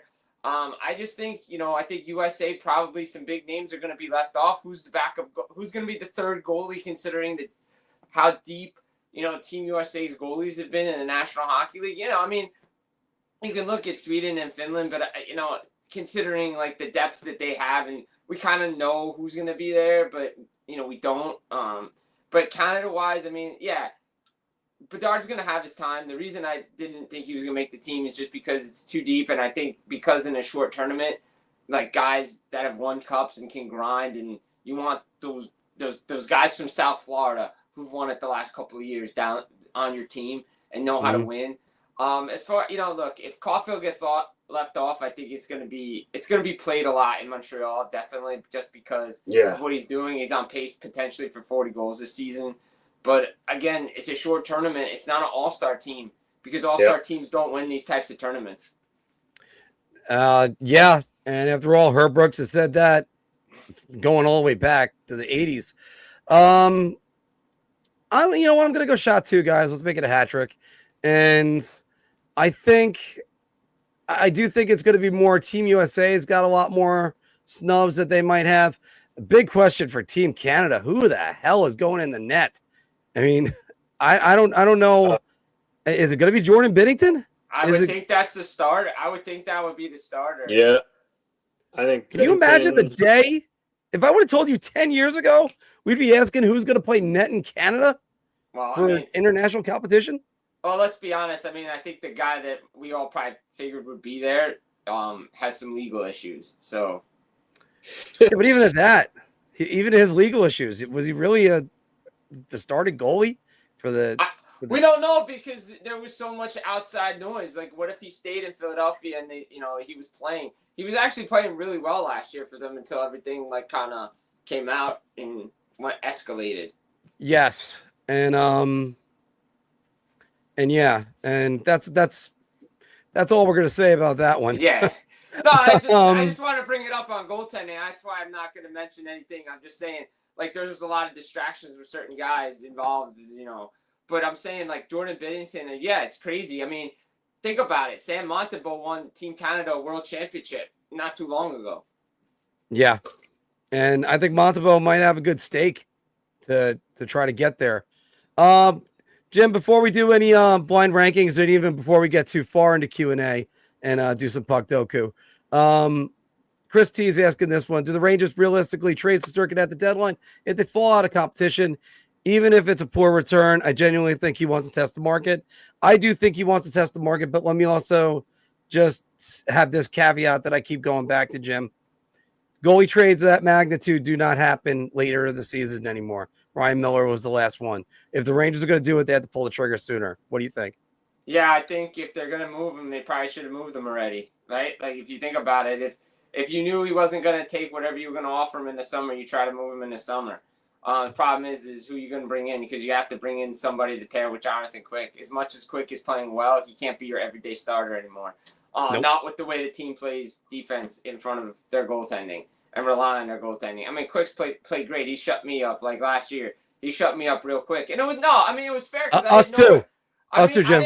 I didn't know what he was going to bring, right? Like, I was like, oh, he went to Vegas. He's a third guy. He really didn't play. Like, his LA numbers towards the end weren't great. I'm like, what's this guy going to do in New York? Like, that's who you really want to sign, but he's played great, and I love it. I love to see it, especially for a kid that grew up watching that team.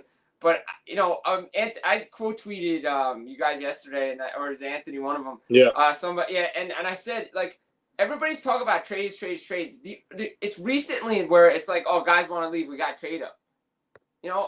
There was a pre-salary cap era, and even during the early salary cap era, guys walked in free agency and tested the market and left. Stamkos, the first time, went to free agency and tested the market and said, okay, I want to stay. But you're allowed to go test the market, and the right as a player. I agree. I think if he does go to free agency, somebody will overpay for Igor Shesterkin. Yeah, I think if he reaches free agency, he's gone. I know Jim just referenced Stamkos a couple of years ago. He got close, but I think if it goes to free agency, that he's out. Because I do think there's going to be one stupid general manager that pays him, maybe even $13 million, which would be mind-numbingly dumb for that, because he's just.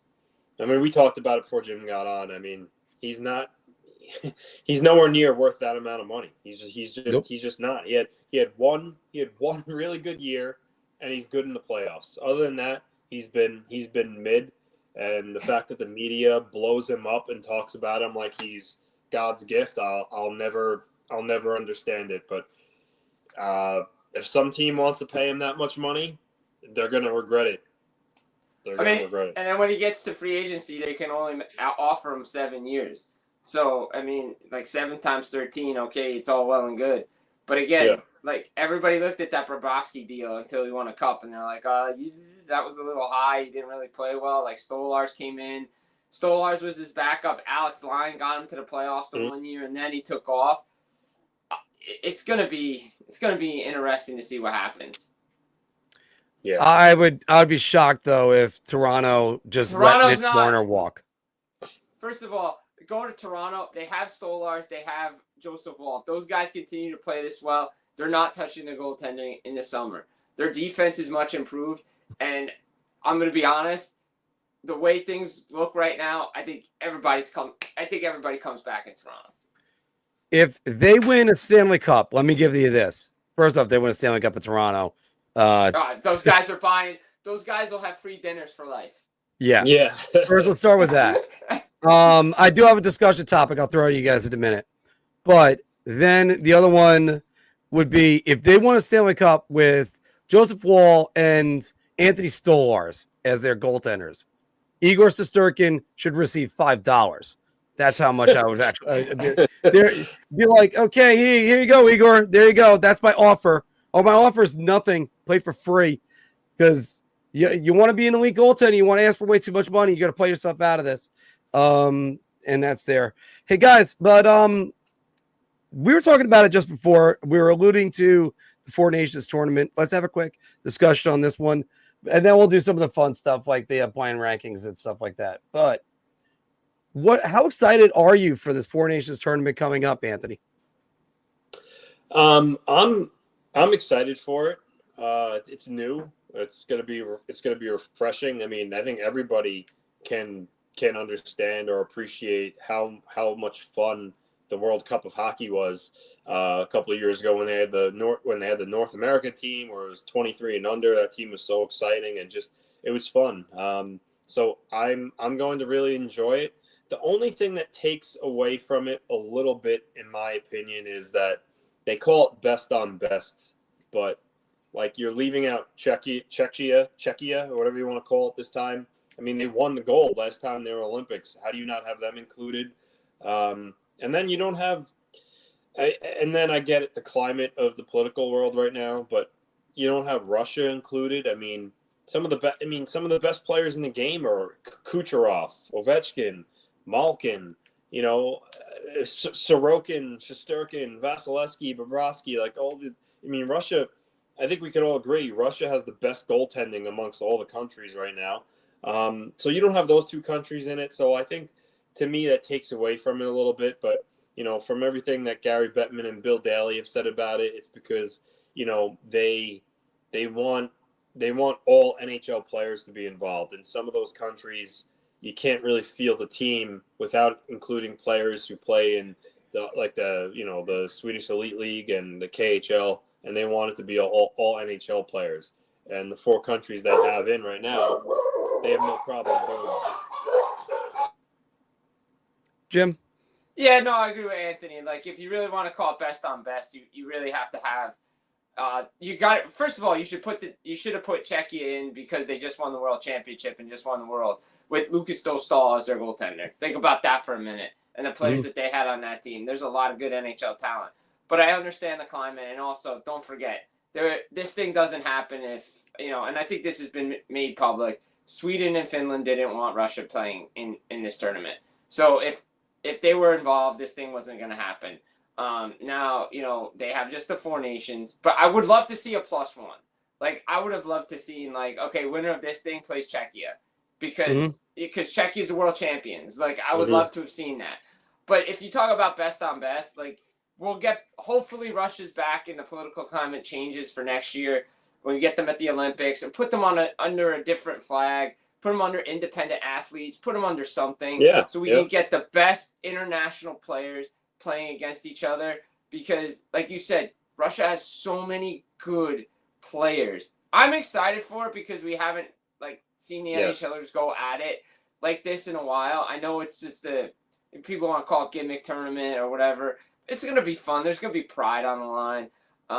And guys want to beat each other. Teammates want to beat each other. You saw that back in the day when they played against each other at the Olympics in 2002 and 2010 with USA and Canada in the final. But yeah, I mean, you could go back to one of our Bar Talk questions. Say Russia was included. You might have to say Russia biggest snubs because one of the best goalies could not be playing. There'll be some guys that would not be playing for Team Russia because how deep they are, right? And you have so many good players there. But, I'm excited for it. I can't wait to watch. It's going to be fun.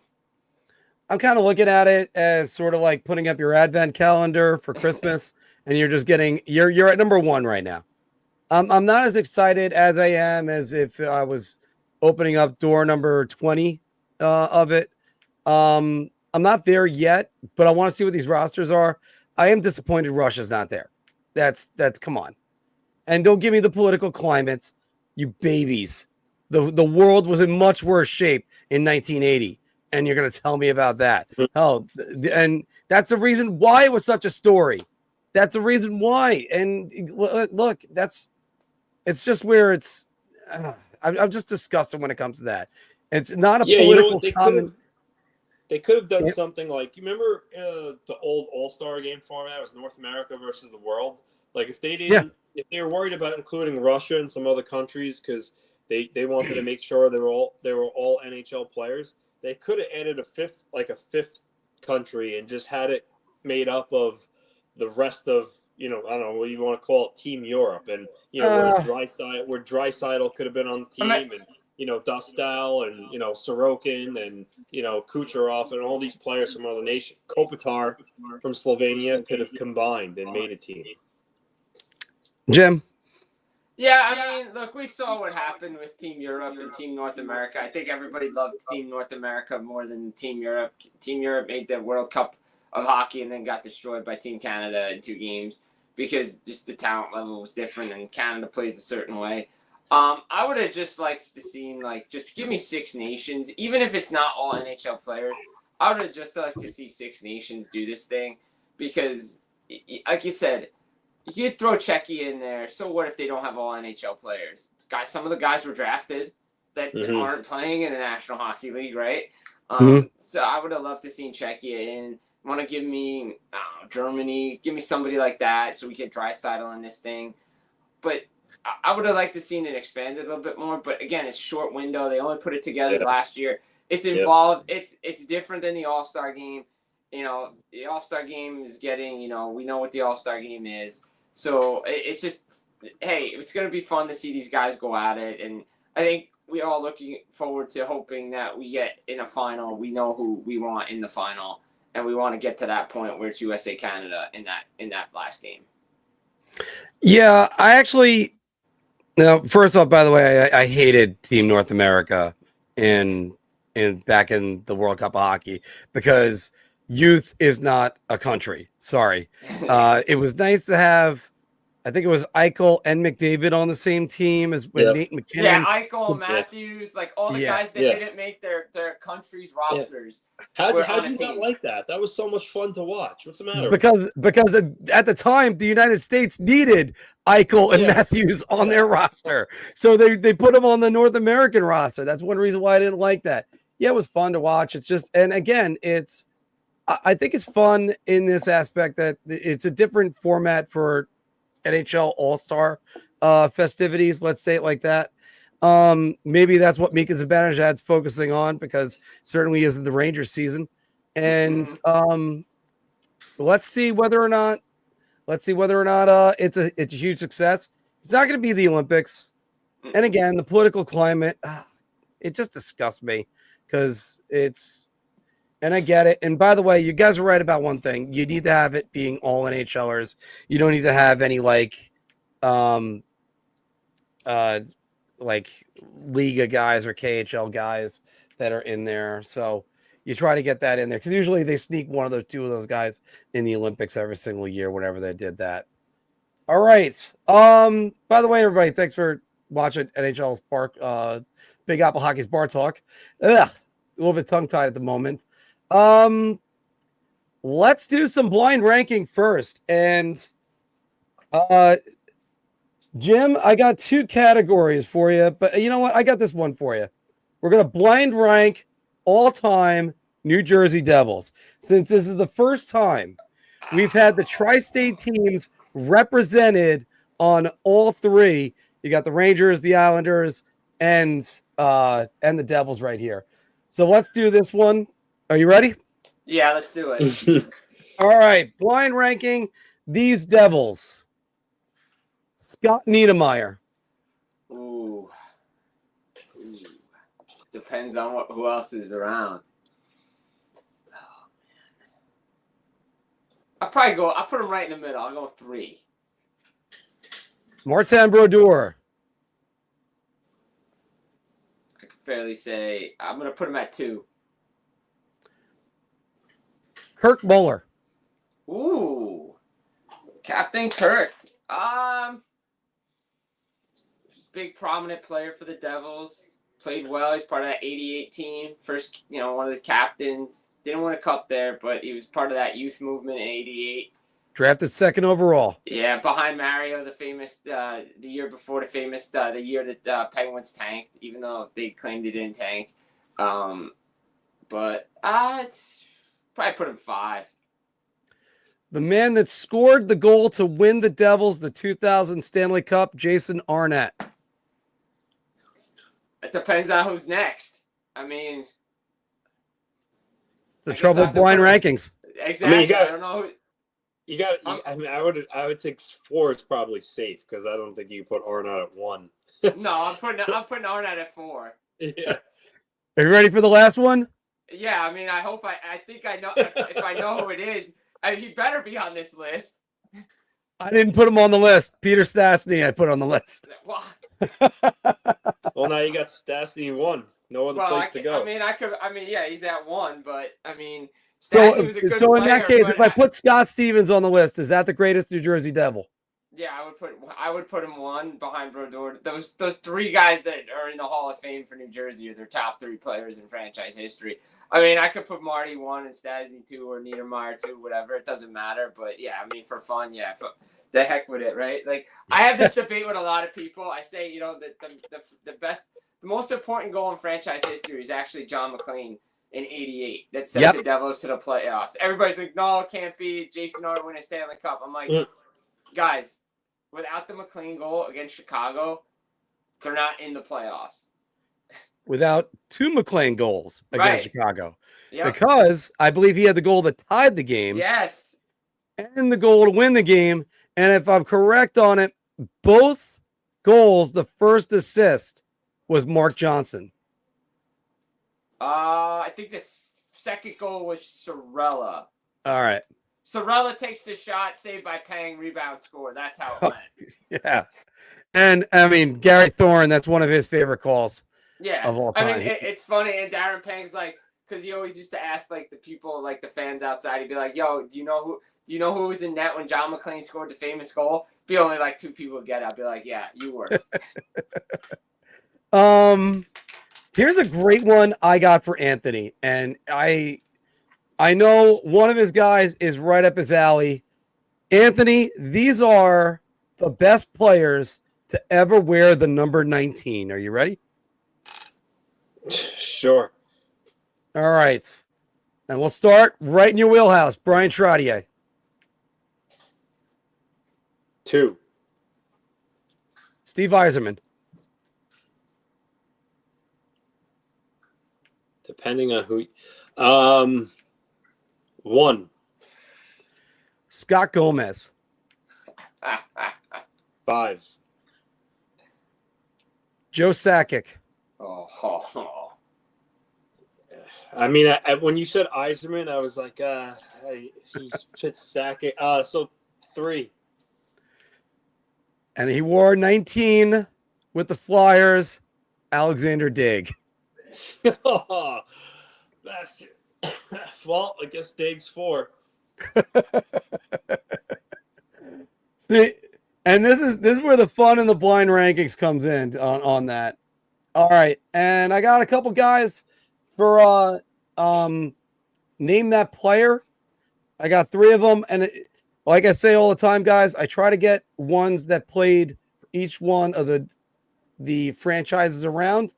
Let's start with the guy that played for all 3 franchises, the Devils, the Rangers, and the Islanders. Let's name this player. He started out with the New York Rangers, had a 30-goal season in 91-92, went on to the Vancouver Canucks before going to the New York Islanders, and then he would go to the New Jersey Devils where he'd win a 2nd Stanley Cup and play with them until 2001, 2002. Can anybody name this player? Yeah, Nemchinov. I was going to say Nemchinov. Nemchinov. Sergei Nemchinov is the answer on that one. That's a good one, guys.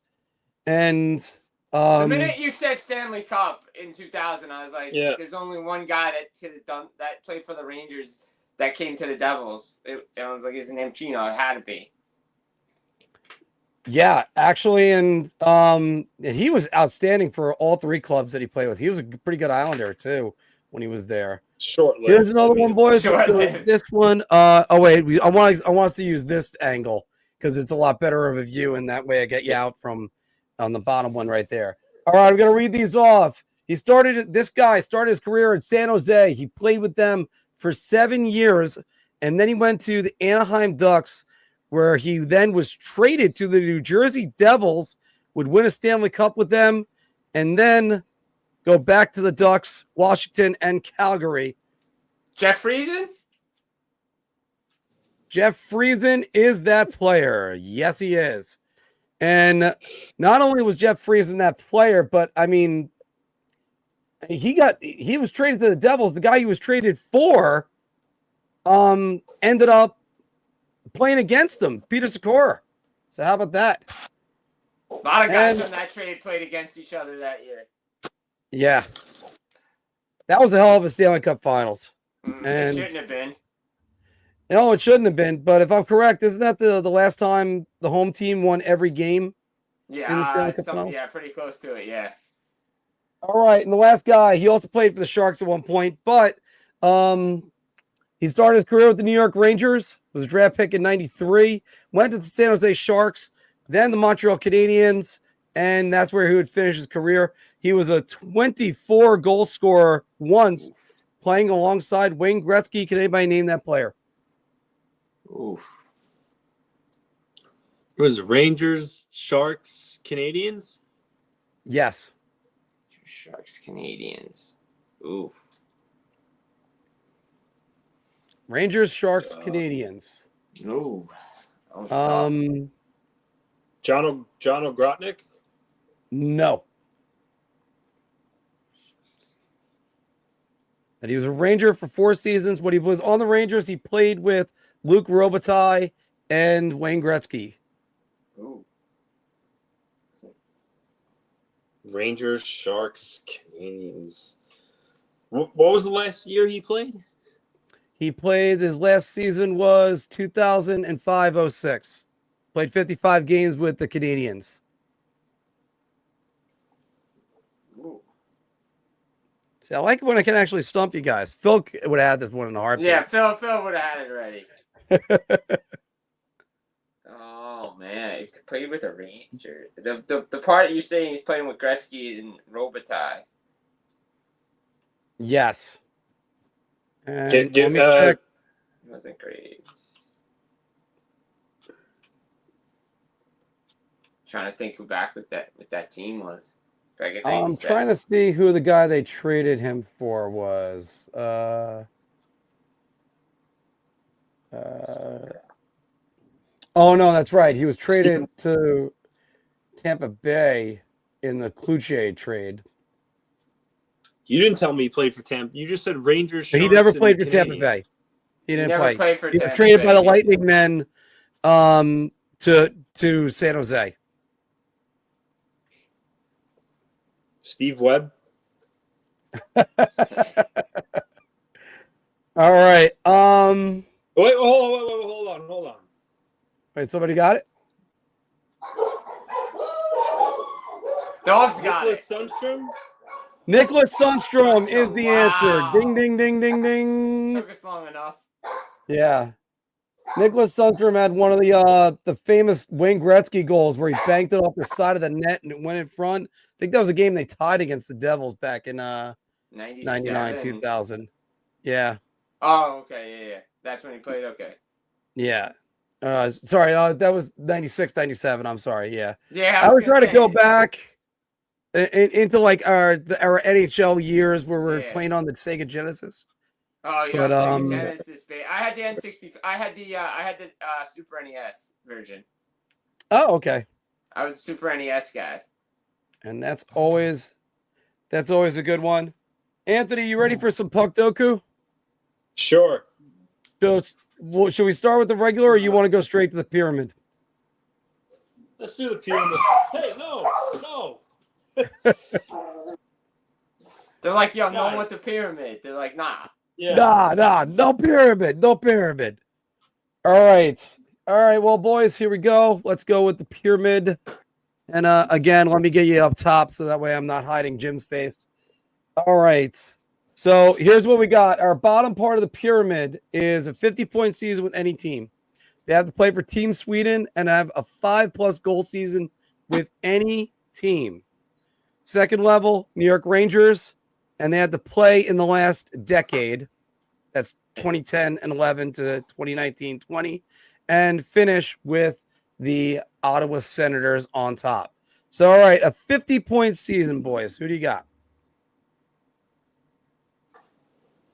And then this first one's the easiest one. Yeah, I mean, you could use anybody. Yeah, use anybody. But you get no. So what? Well, What's you know the what I rules mean. here? But what are the rules here? You going obscure here too, or is that only on the other one?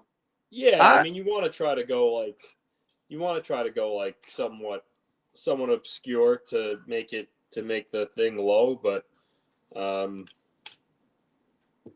Like if you want to pick Joe Cirella right here, speaking about guys that scored over 50 points in a season.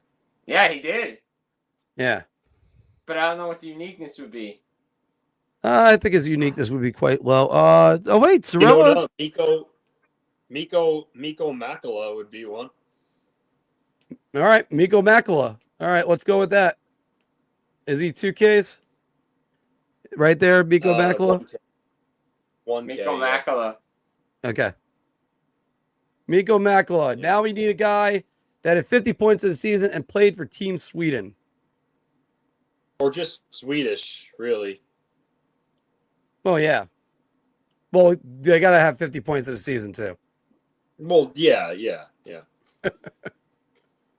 mean, I'm trying to think guys that were like Stefan Person. Stefan Person. It's a name from the past. Oh, my goodness. That is a name. Islanders defenseman from the Dynasty years. Yeah. I actually, you know what? I like Stefan Person. Let's go with that. Well, let's go with that. I mean, it's gonna keep it at 0. That's for sure. Yeah, because I don't think anybody would guess it. Yeah. No, I wouldn't have remembered. All right, now, Team Sweden, 5-goal season with any team. 5-goal season with any team. And did he have to play for Team Sweden, or was it a Swedish player? I think he has to play for Team Sweden at some point. Either Olympics. No, I'm telling you, I think it's just Swedish player. It says Team Sweden, but I think it really just means a Swedish player. I mean, trying to think, like, I don't. And he needs to have a 50-point season too. Oh, did Kenny Janssen ever have? Did Kenny Janssen ever have 50-point season? Because he's definitely had 5 goals and he's Swedish. But right. I don't know if he ever had 50 Kenny Janssen's got a 40-point season. He played in the wrong area. He probably would have had a 50-point season. Not him. Yeah, he won't work. Ulf Samuelsson topped out at 40. I mean, obviously, but he'll throw it off. So he's out of the picture. Well, you could, because obviously we're not going to need him because the next one's New York. I got a guy for the New York Rangers on the next one. But shoot. I mean, you could go like Nicholas Lidstrom if you really wanted to right now. Yeah, but that's just going to be like. Yeah, but that would be. Yeah, the uniqueness is going to go up a lot if you use Nicholas Lidstrom. What's Tarnstrom? Or former Islander? Yeah, there you go. He had 52 points with the Pittsburgh Penguins, Dick Tarnstrom. Did he ever play for Team Sweden? Just checking some of the miscellaneous or other standards. Yeah, he played for Team Sweden in juniors. Wait, does that count, or does it have to be with the big boys? No, I think he would work then. Plug him in. Okay. Yeah, plug him in. Dick Tarnstrom. Okay, still a uniqueness 0, guys. Yeah. Now, the New York Ranger I'll throw in there would be Ulf Dahlin. But let's keep looking. Because actually, I wonder if Nicholas Sundstrom would fit in that too. If we Now can't that I use think him about again. Nicholas Sundstrom? Probably. Probably. I gotta check to see if he's got 50 points. He had 52, 90 in 96, 97.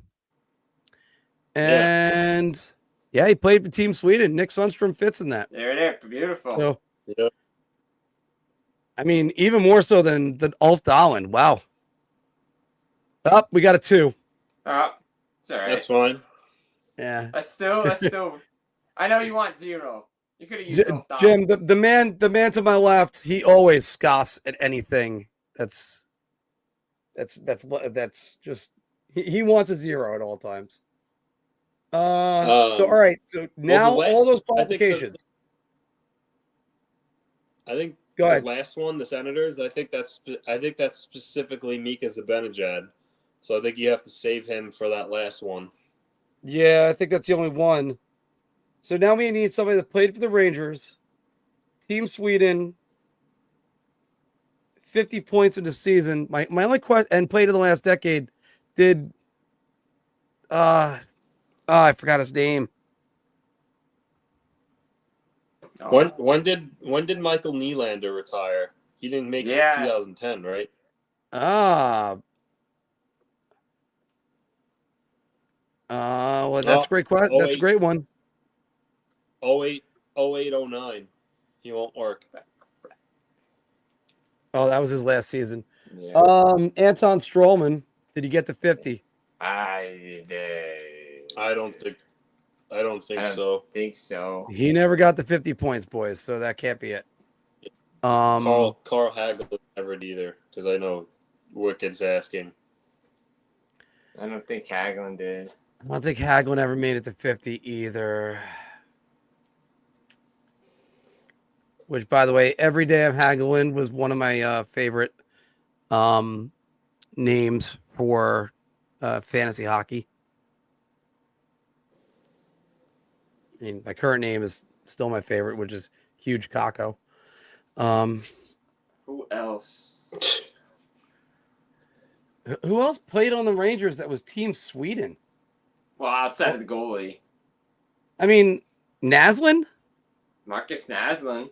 But Marcus Naslin, he had one season with the Rangers, but I thought that was 09 was his last year. Yeah, I mean, I don't. Yeah, 09. Who's the guy I'm missing? I'm missing a guy that. Not. Let's go to our commenters. Let's see what they got. I was thinking Ryan Strome. Just last year, Wenberg. Yeah, Alexander Wenberg, but he didn't play. Oh, I guess he did play in last year. Yeah, and technically, you only have to play one game. Correct. You got to play one game in that decade, so he does count. Let's check Alexander Wenberg. And he had a 59-point season in Columbus. So, yeah, I think that's it, Anthony. We're going to check that stat in the end.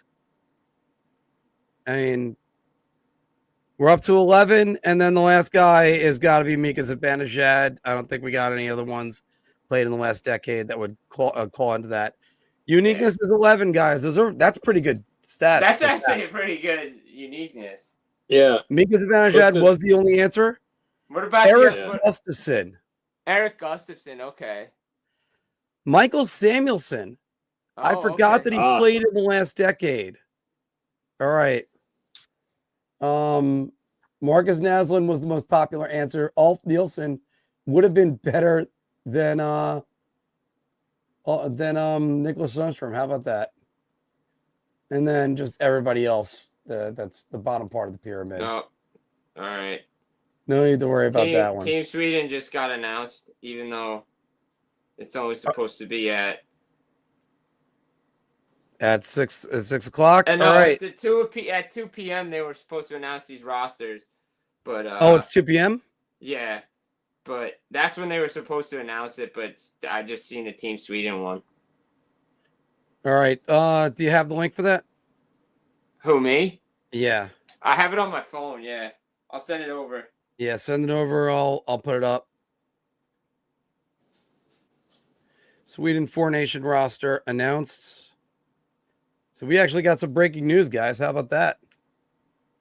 I don't think it was supposed to be because it was supposed to be on it too, but it looks like somebody decided that it was their job to do it.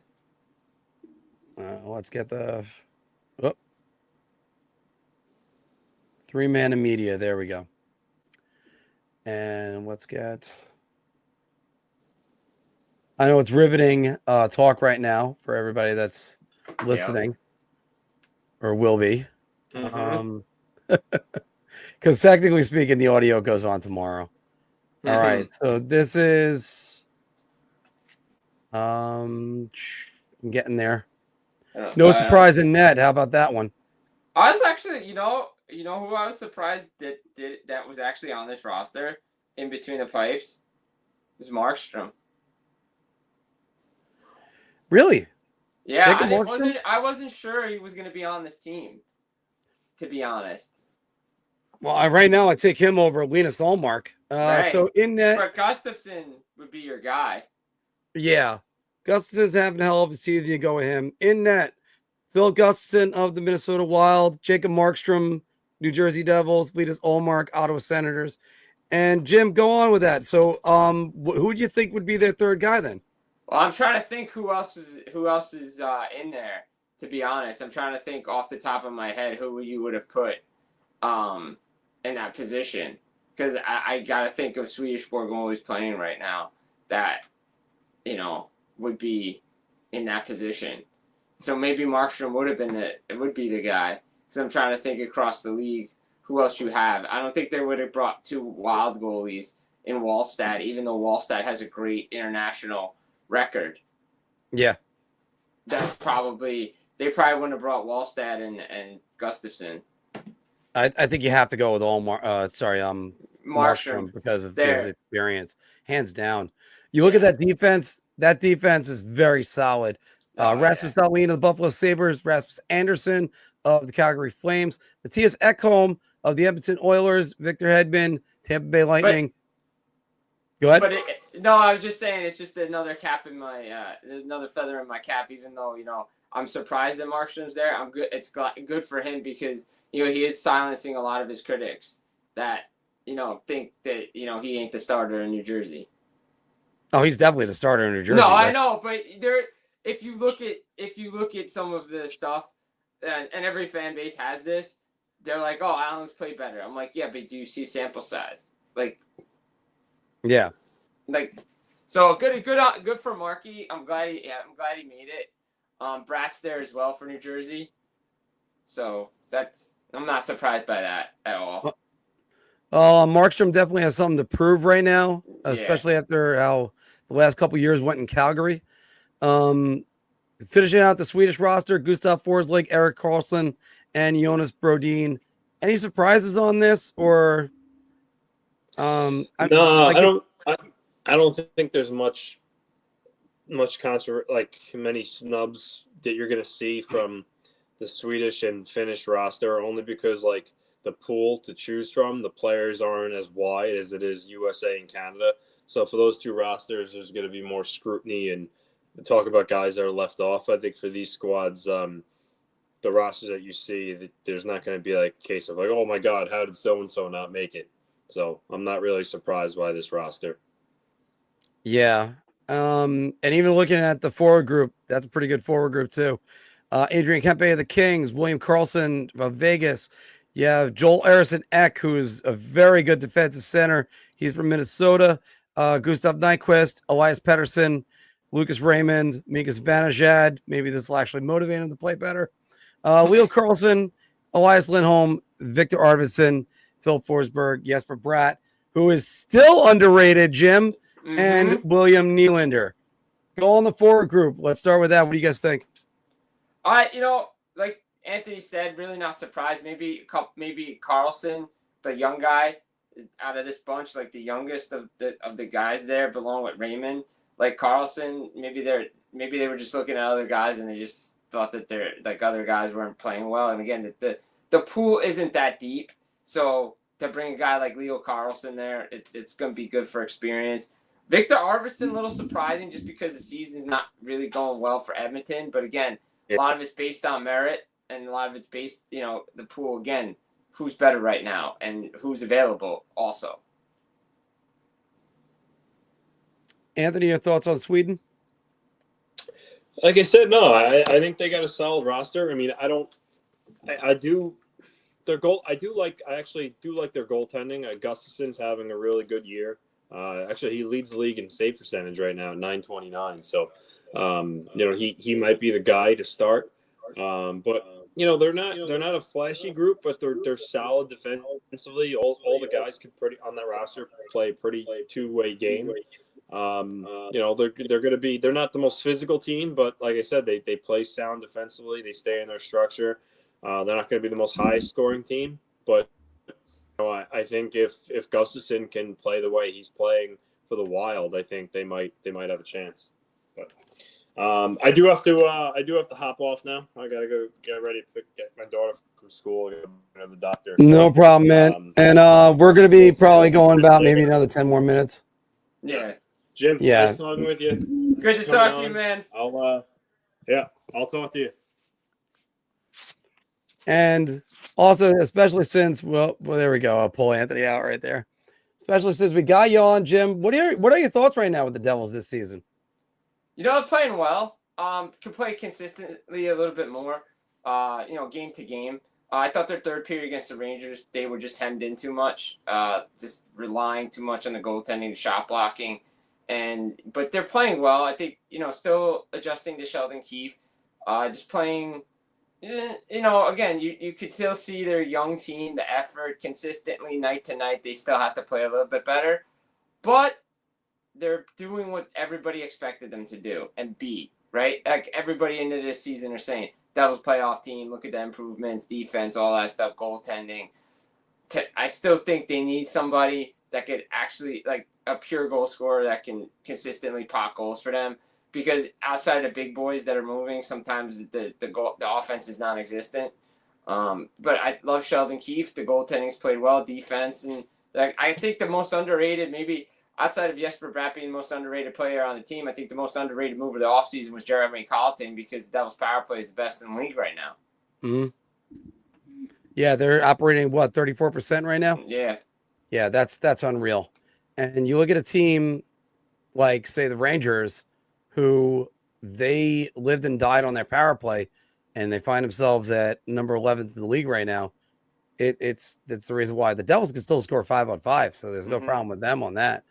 And that power play goal, the I want to say was the second one Hughes had Monday night. They made it look way too easy. Way too easy. Yeah. All too easy, as Darth Vader would say. Yeah. Wicked is asking right over here, anyone else outside of Danny Nelson and Cole Eiserman make the World Junior team that we know of? Didn't Perot make the World Junior team? Yeah, I think I assume Perot made it, assuming is eligible age-wise. I think he did.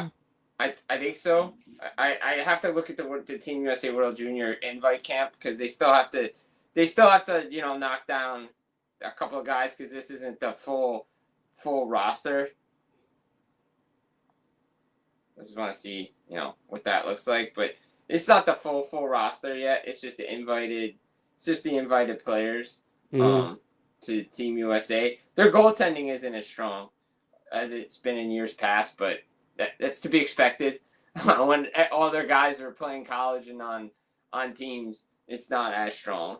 But this team is pretty good. It's well balanced. Yeah, Perot's there. Hagens, Leonard lead the way. Oliver Moore's there. Trevor Connolly's there. So, I mean, these guys are. It's up front is loaded. It's a loaded team. I love this one right here. That Jimmy R is saying, the Rangers responding to the title. The Rangers are definitely cooked with all the different sauces and spices.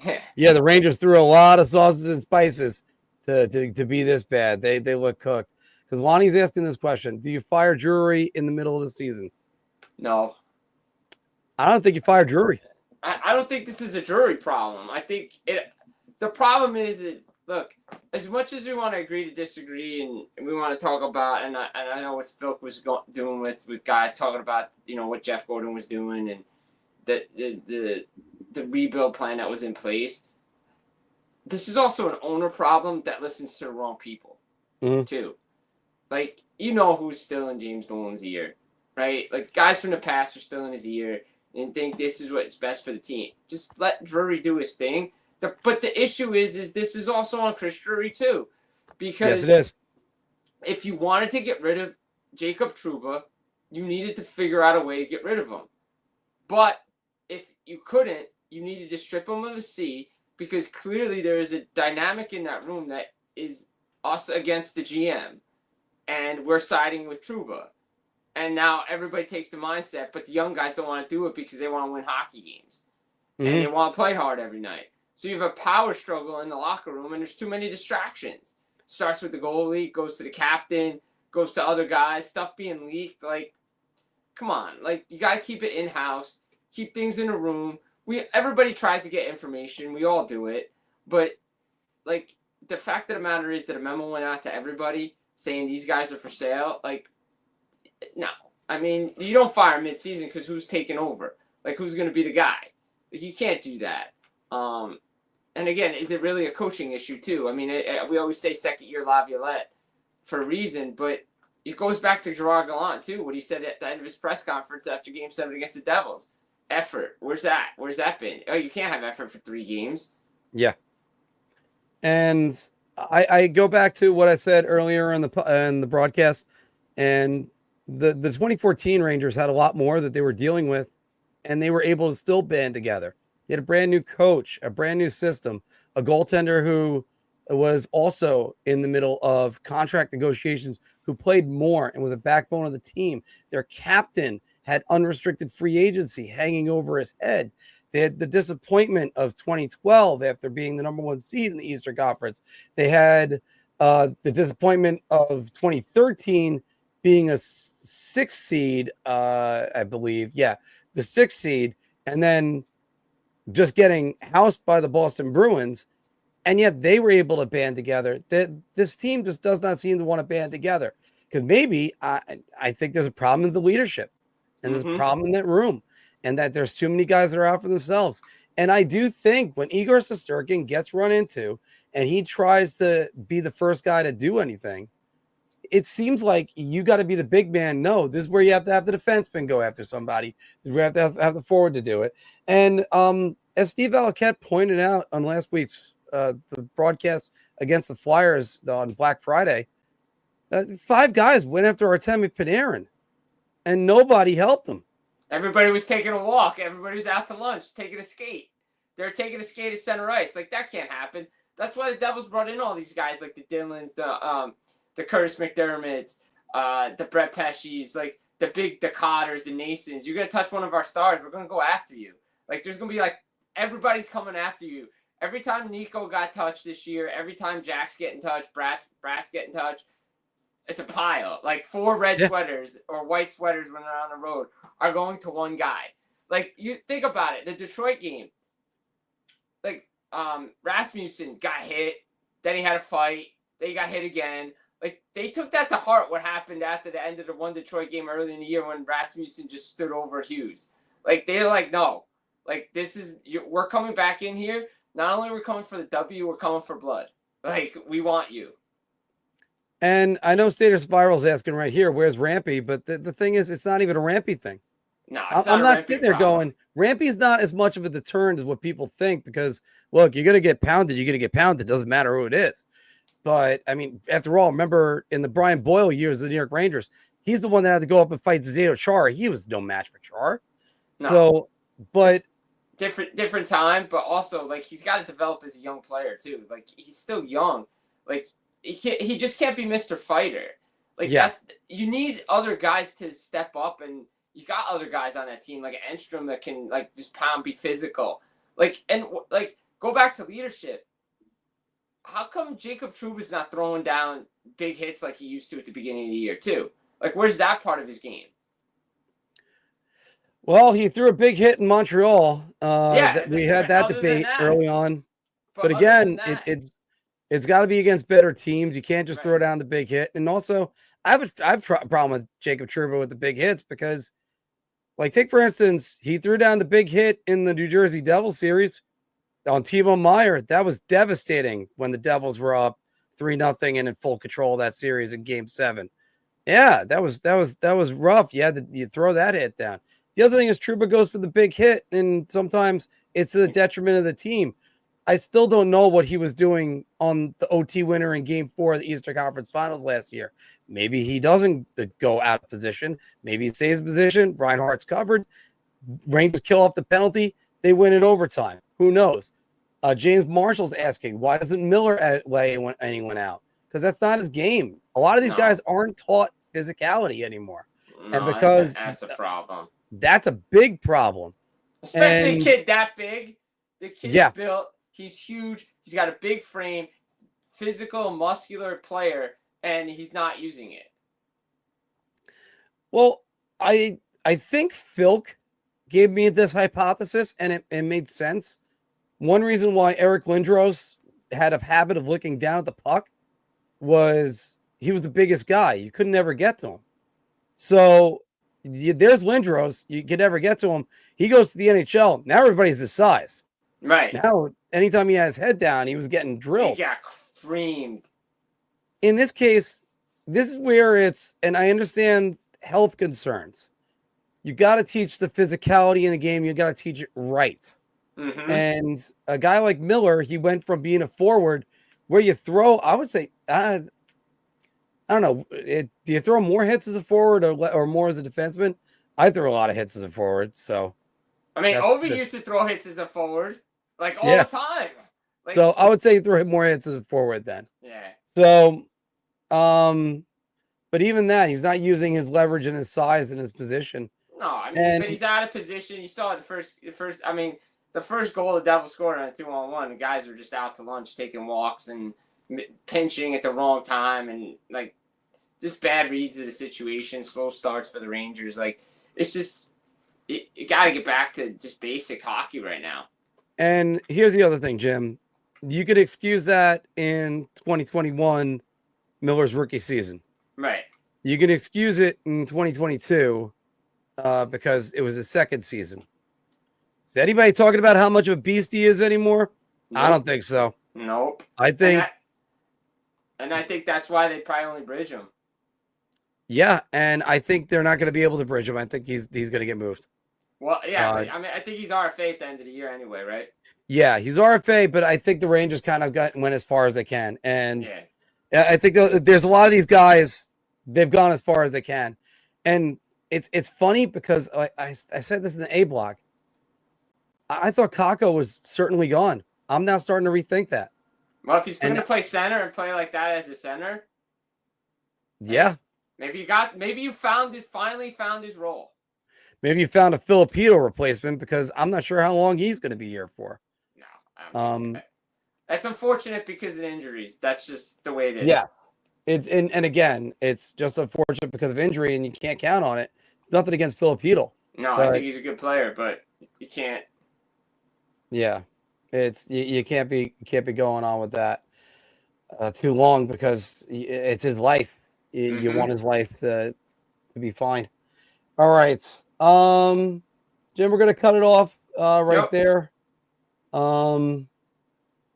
David, I know you're thinking about that, and I would think the same thing. I would trade Hedel before the big injury takes him out, but I think everybody else is waiting on the pennies on the dollar thing. So. Jim, what are you looking forward to this week in the NHL? I mean, obviously, the big announcements today with the rosters. I'm looking forward to that, but also, I think everybody wants to see what happens in New York, right? Like, what's going to happen before Friday, if anything, right? Like, a lot of noise, got days off. Like, what's actually going to happen with the Rangers, if anything, right? Like, I think that's the big thing before Friday when they take on a big rival in Pittsburgh. Obviously what we saw last night was great in Calgary with the Gaudreau family and the Blue Jackets and the Flames. That was awesome. Just seeing, which teams are actually going to stick around, like who's actually going to be the best team, keeping everything going. So You know, like Sharks, I like what the Sharks are doing, but again, can they keep it going? Yeah, that's a great question. And whenever you use the words "can they keep it going," that's really what the tough part is. How good was Utah to start the season? And right now they're sitting in the West at, I believe, 24 points. They have A lot of injuries. A lot of injuries, and yes, especially to the decor and Connor Ingram. But that's the thing. That's why it's a full season. That's why you play 82 games and you get to the playoffs. And that's why it's such a grind all the time. And the Rangers have questions they have to answer. I'm going to the game on Sunday. Going with my wife. Can't wait to see that. We're going to the games in Vegas next month. Both the Islanders and the Rangers. So that'll be good. That'll be a mark on the road for that. This is... I asked the question earlier, are the Rangers at the precipice? I think they are. I think it's... you got to show something this week. You can't wait till Christmas.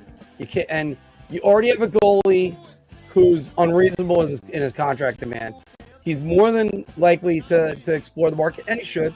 He should. And look, if that's the case, and somebody's going to give him $12 million, hey, more power to you. The Rangers cannot. I've said this before. I'll say it again when it was applied to John Tavares. When you're the top free agent on the market, you want to explore the market, go right ahead. When you're the team that owns that player, with all due respect to the word owns, let's say owns the rights. Yeah. Because just in case of somebody got up in arms about that. Anyway, but they own the rights to the players. You have to either make sure they're signed, or you have to trade them when they're the number one player. Or feel free to ride it out. Feel free. Look, Tampa did that with Stamkos last year. No problem with that. This year, they're going to have to go. So, and I have a feeling as the song that's playing right now in the background is my cousin Phil, rest his soul, 13 years. It's called Bye Bye. We not only say it right now, but in my opinion, there's got to be a lot of guys saying bye-bye for the New York Rangers. There doesn't need to be a letter going out for this, because you can still retool on the fly on this team. And they're saying they're going to retool in the offseason anyway. I think this week, it should have been, the death knell should have been the Devils. This week, I have a feeling the Rangers go 3-1 and get themselves back in this. But it's going to be fool's gold, Jim. Yep. It's going to be fool's gold. I agree with you 100%. I think it's going to be fool's gold, and I think it's going to be fool's gold what we're seeing in Pittsburgh right now. They still stick to the rebuild plan despite your winning streak. You still play poor defensively. So it's going to be interesting to watch to see what happens, where things go, especially like with teams like them in Nashville. But the Rangers are the big story. Yeah, and it's sad to me because it's the two teams that picked the Stanley Cup Finals. Yeah. They got one win of each in the last 2 weeks. Yeah, that's tough. All right. Everybody, thanks for joining us at Big Apple Hockey today. Thank you, Jim Behringer of Full Press NHL. I almost want to say Full Tilt, but that's a poker site. That's a different story. Yeah. But Jim, always thanks. Great to have you on with us, and we're going to have you on again soon enough. Absolutely. Take care, guys.